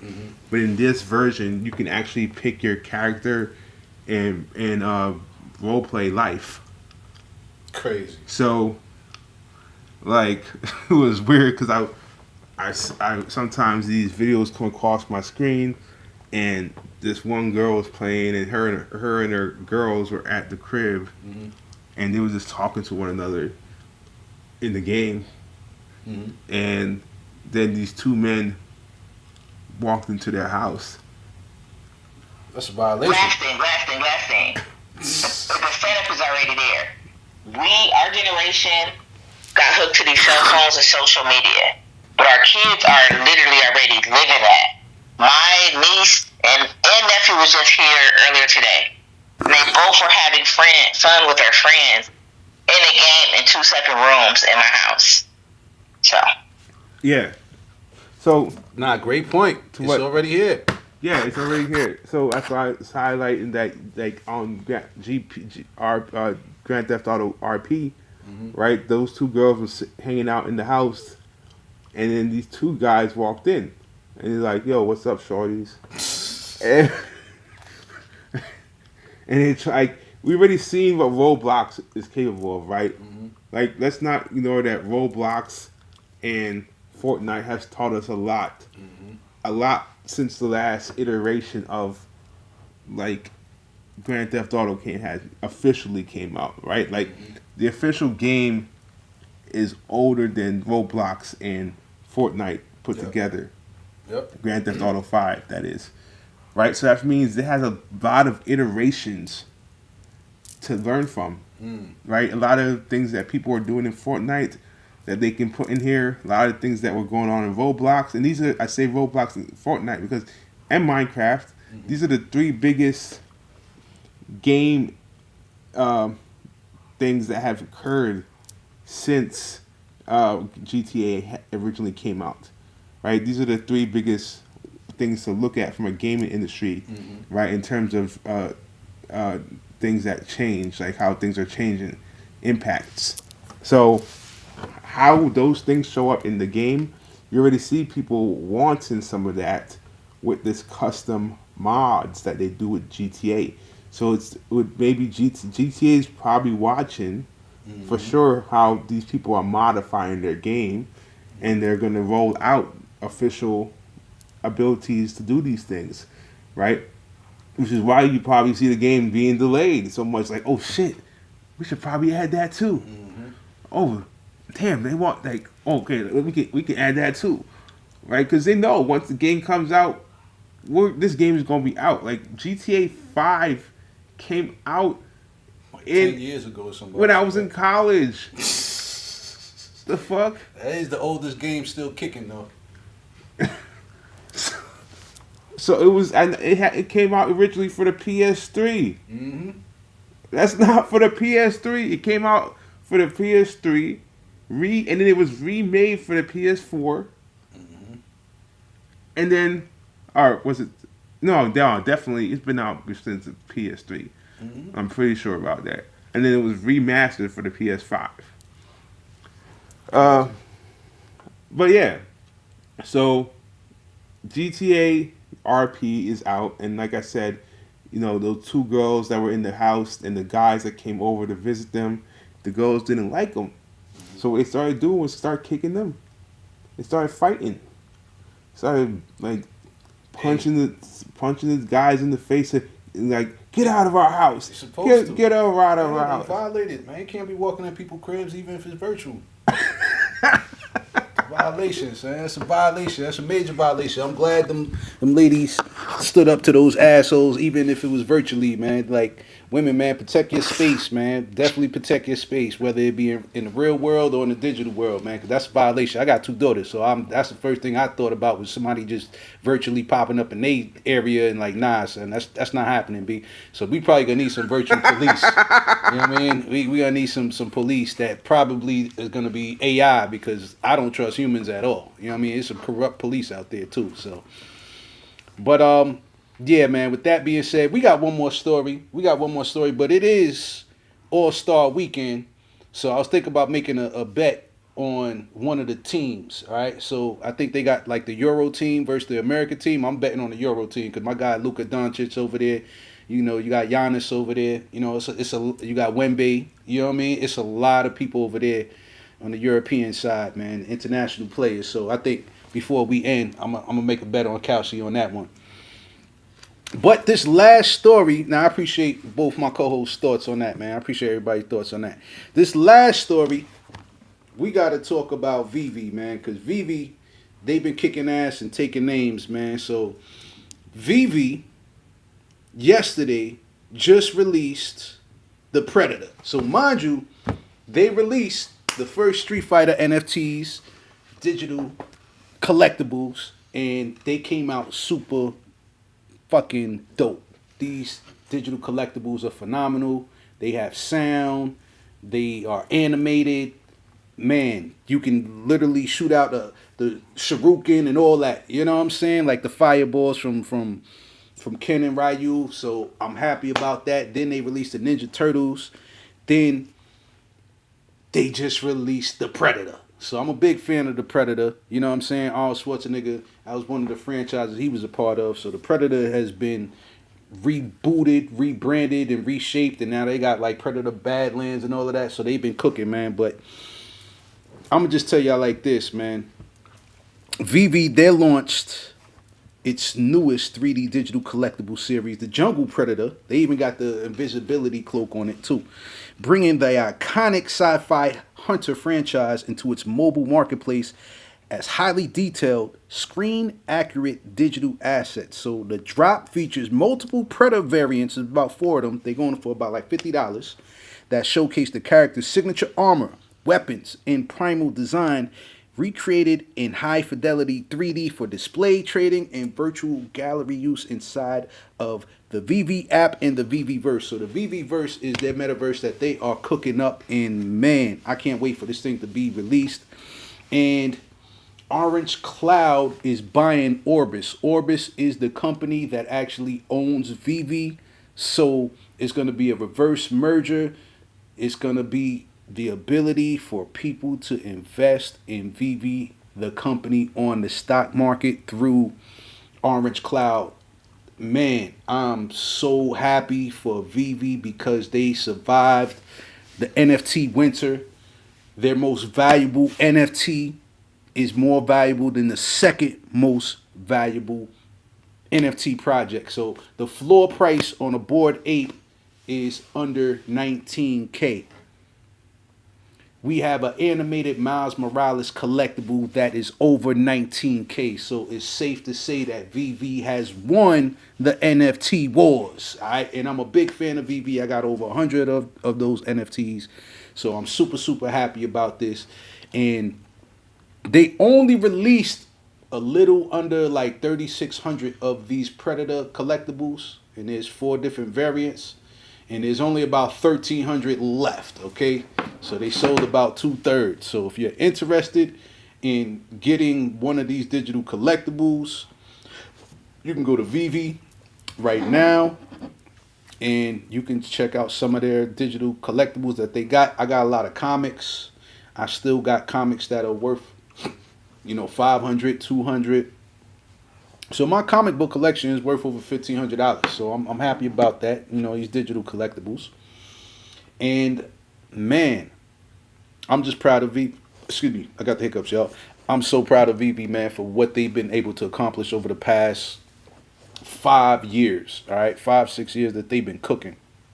I'm proud of them. So with that being said, is anybody interested in buying any VV NFTs, or are there any other NFTs in IP that you think that will be released on the VV platform? And I think, if you ask me, Pokemon is the most elusive IP that they've been rumored to wanting to release.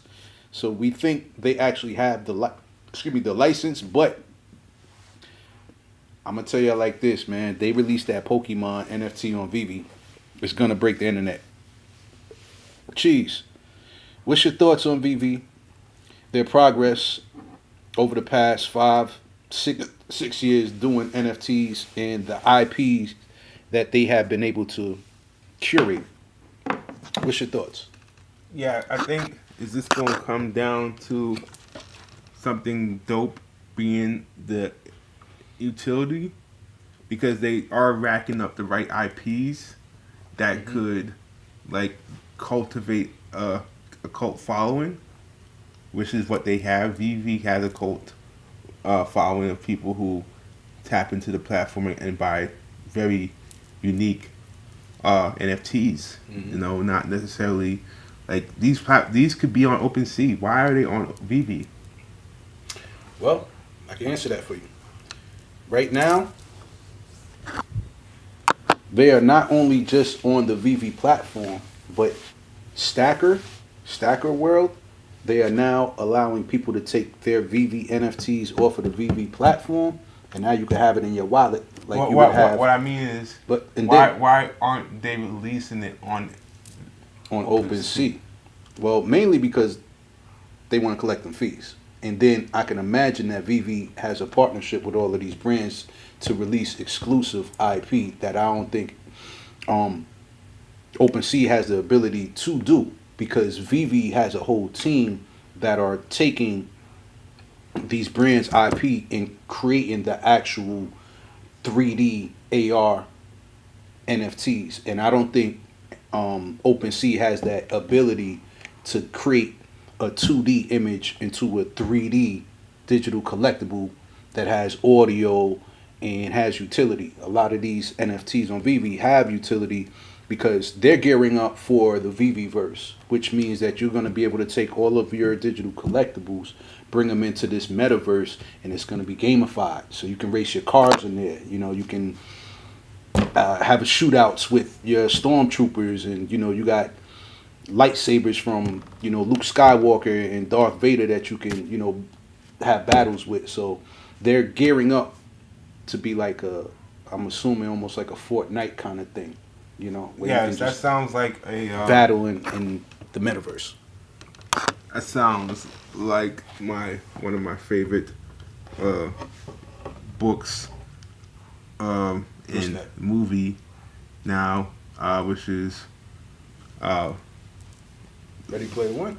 Ready Player One. Yeah, man. But yeah, that was the answer that I expected you to say. Mm-hmm. So when I think about that, that's why I'd say what I said about Vivi. Like they're in a unique space. That's why this is not on OpenSea. Mm-hmm. They're cultivating a cult audience around their product on their own platform. They don't need anything else, right? So it's dope to see that happening. And it's very much a very good use case for the fact that NFTs aren't dead. It just needs to be around the key. You just need to have a core audience. That's right. That's right. NFT, what's your thoughts on VV kicking ass and taking names in the IP and NFT space? So, as Cheese was talking, I have to be honest, like, I glance at VV just like NFTs, but they never really, like, unless there's hype and I can see that I can make a buck, I've never been crazy, honestly. Even though my name is NFT Tia, it's the NFTs that I'm essentially excited about are more so NFTs that's going to be linked to real world assets and things of that nature. So let me just clarify that, right? And just things being non-fungible. So this is my first time as Cheese is talking. I wanted to preference that. My first time really looking at VV like, damn, VV got some tea. You've been sleeping on VV for a whole year being on this show. And you hear what T Gold keep talking about.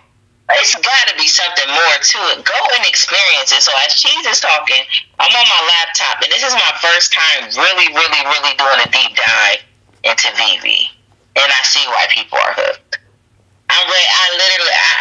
Because seeing it was one thing, hearing it, but seeing it and experiencing it, and seeing Thundercats and all these, it's like, oh shit, I get it.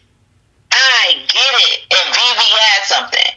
And this is my first time having that big aha moment with VV. Like, dang, they have something. They have nostalgia. At a limited, like those comic books, you can get prints and stuff, but they were collectibles, and I honestly finally get how they've been able to capture that passion for nostalgia and being able to hold something that's a limited edition digitally as an NFT. They've been able to capture culture. Tia, we appreciate your thoughts, and I'm glad that you have been initiated into the circle, the red circle. I was gonna say converted of the VV fam, man. You know what I mean? Because the VV fam, I've been part of this community for 5 years, y'all, easy. And just to see them endure everything that this industry has gone through, and they still keep acquiring different IPs. They keep coming with dope, even more dope, detailed collectibles. Man, Super Mario, Pokemon. There's gonna be a place for them, and Vivi is the place, man. So I'm just a true believer, man. You know, I'm standing 10 toes down with it. So there's some things in this crypto space that I'm a die on the hill. You know what I'm saying? Until they really fuck up or some major scandal or some shit come out, because I don't think no other company thought about going after IP that's already in the hearts and minds and imaginations of kids and adults. And Vivi has done that because if you look at the top NFT projects, these are new IP. People don't know the history of CryptoPunks. People don't understand why Bored Apes are worth so much, or why Pudgy Penguins are worth so much, or why Doodles are worth so much, or Azuki. Like, this is brand new IP that adults have aped into. So this is like the first time in history that I can recall, like this new IP, the new cartoons and the new illustrations started out with adults instead of kids. And that's essentially what, the CryptoPunks, Bored Apes, Pudgy Penguins, all of this, even V Friends. That's Gary V. Gary V is like late 40s, early 50s. You know what I'm saying? That's his own brand, his IP that he started, and he's trying to go after the youth.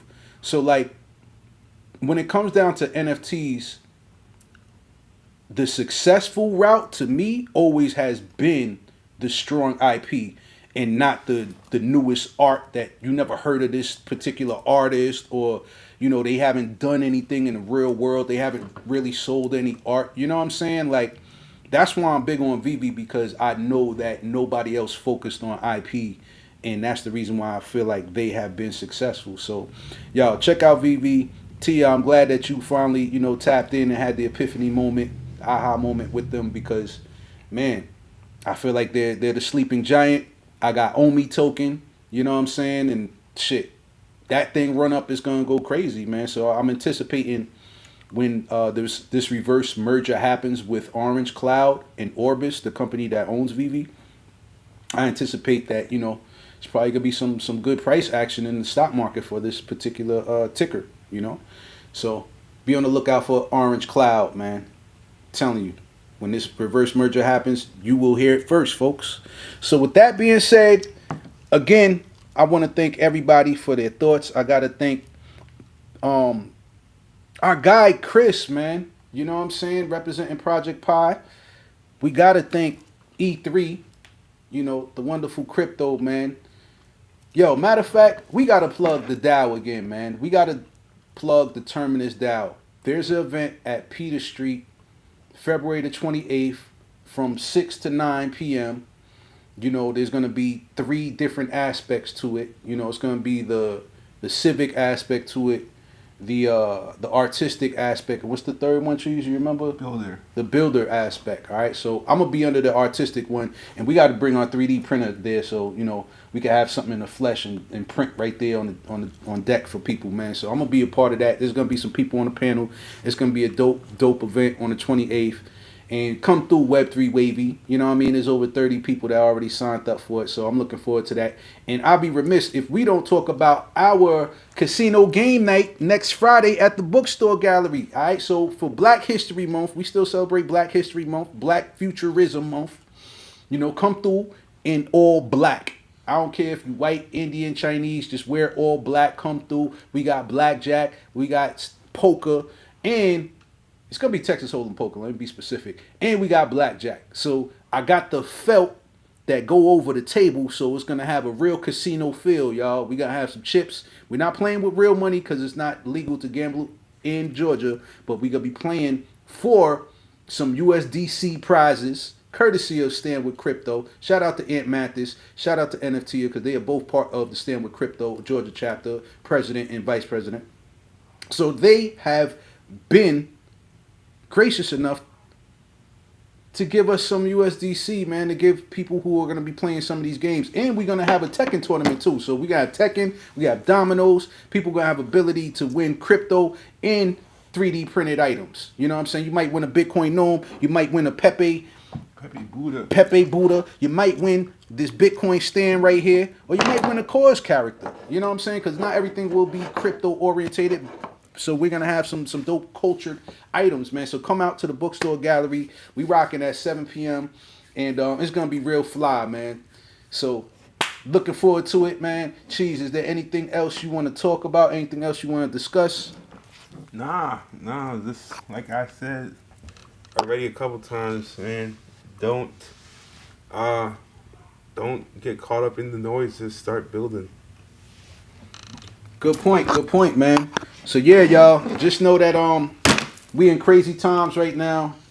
It looks like the Epstein files is fucking exploded everywhere, all through the fucking globe, and America has yet to hold people accountable. So I'm sure that we probably gonna see some more price action, I think, towards the downside a little bit before we go back up, because there's still the fallout from this thing.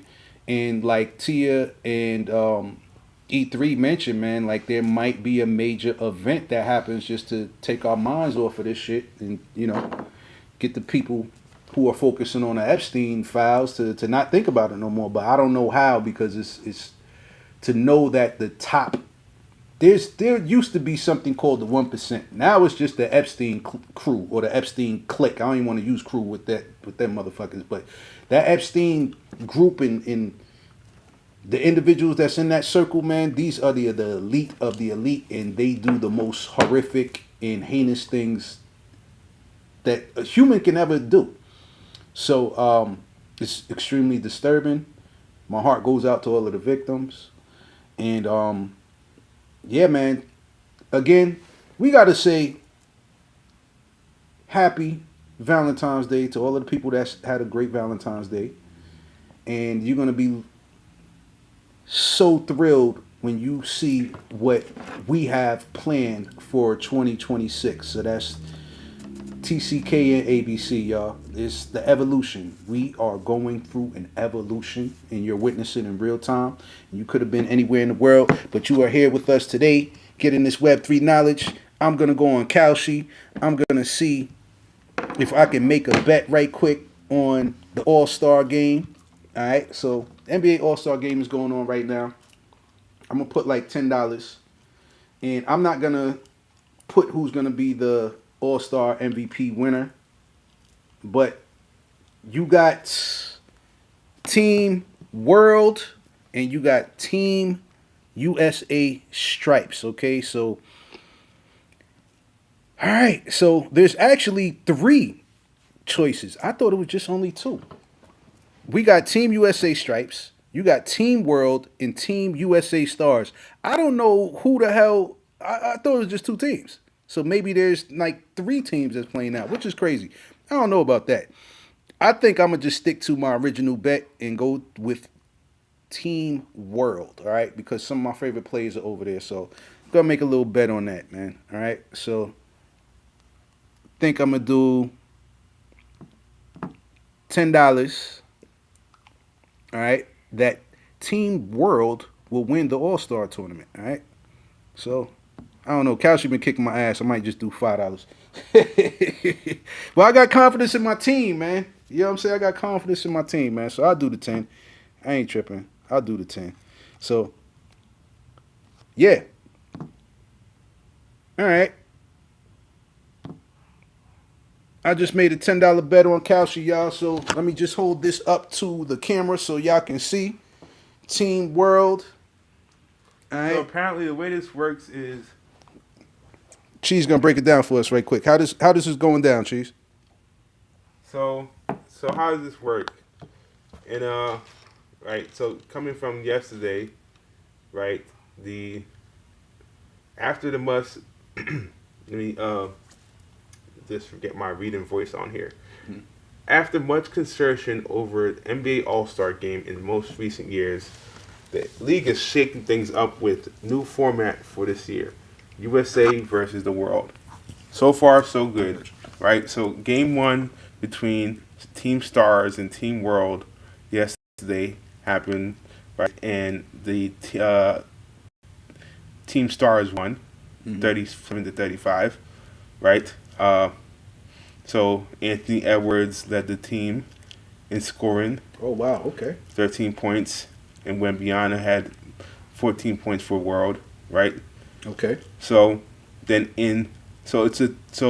then team game two happened yesterday as well, by which Team Stripes took down Team Stars, Gotcha. right? So Team Stars played Team World, and then Team Stars lost to Team Stripes, Gotcha. right? So now Team Stripes has the win on over the three teams, but the Team Stripes has not played Team World yet, Okay. right? So now how does this work for tonight? Three teams, two made up of players from the United States, hence USA Stripes or USA Stars, and then the third team, which is the Team World, are playing in a round robin tournament with each playing each other once, right? So what we saw last night, right, was Team World losing to Team Stripes, right, and then now Team Stripes, Team Stars, and then now Team Stripes is going to beat Team Stars, and now Team Stripes has to play Team World tonight. And So this is the last one. yes. Okay. So what's interesting about that is three teams, two made up. So each team, this game will be 12 minutes long. That's crazy. 12-minute games? I don't know about that, man. Man, what happened to East versus West, man? Let's keep it simple, man. One big game, East versus West. Actually, this is happening live right now. Yeah, that's why I made the bet. Yeah. So actually, those two games I reported already happened since 5 o'clock.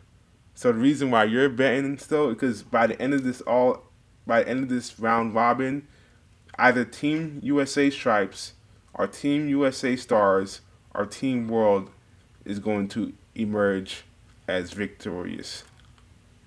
So who'd you pick? I picked Team World, man, only because some of my favorite players are over there.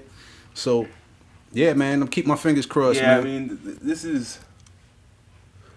I would pick Team World too, because they did an interesting thing here by trying to make it noisy by splitting up the USA team into two teams, which is silly. Now because you have Stars has Devin Booker, Anthony Edwards, and Tyrese Maxey, right? If you take those as the top three players on that team, right, and then you have Stripes has Jalen Brunson, Kevin Durant, DeAndre Fox,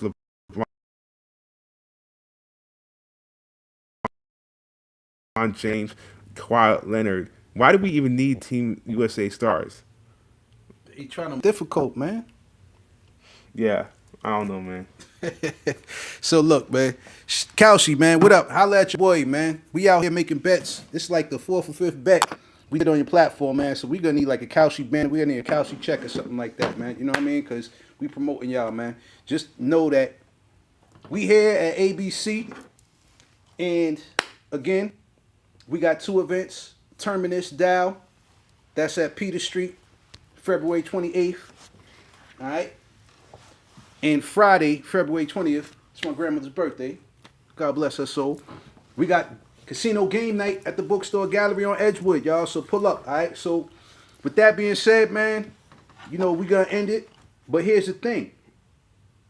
You guys on X will have the opportunity to listen to the vibes. But everybody watching on YouTube and Instagram, we about to end this so I can monetize and not get any copyright issues. You heard? So, Cheese, is there a particular song you want to go out with? Because I know I was playing the J. Cole joint. There's another, what album dropped? A$AP Rocky album dropped. Is there anybody else that you want to listen to on the way out? Yeah, so shout out to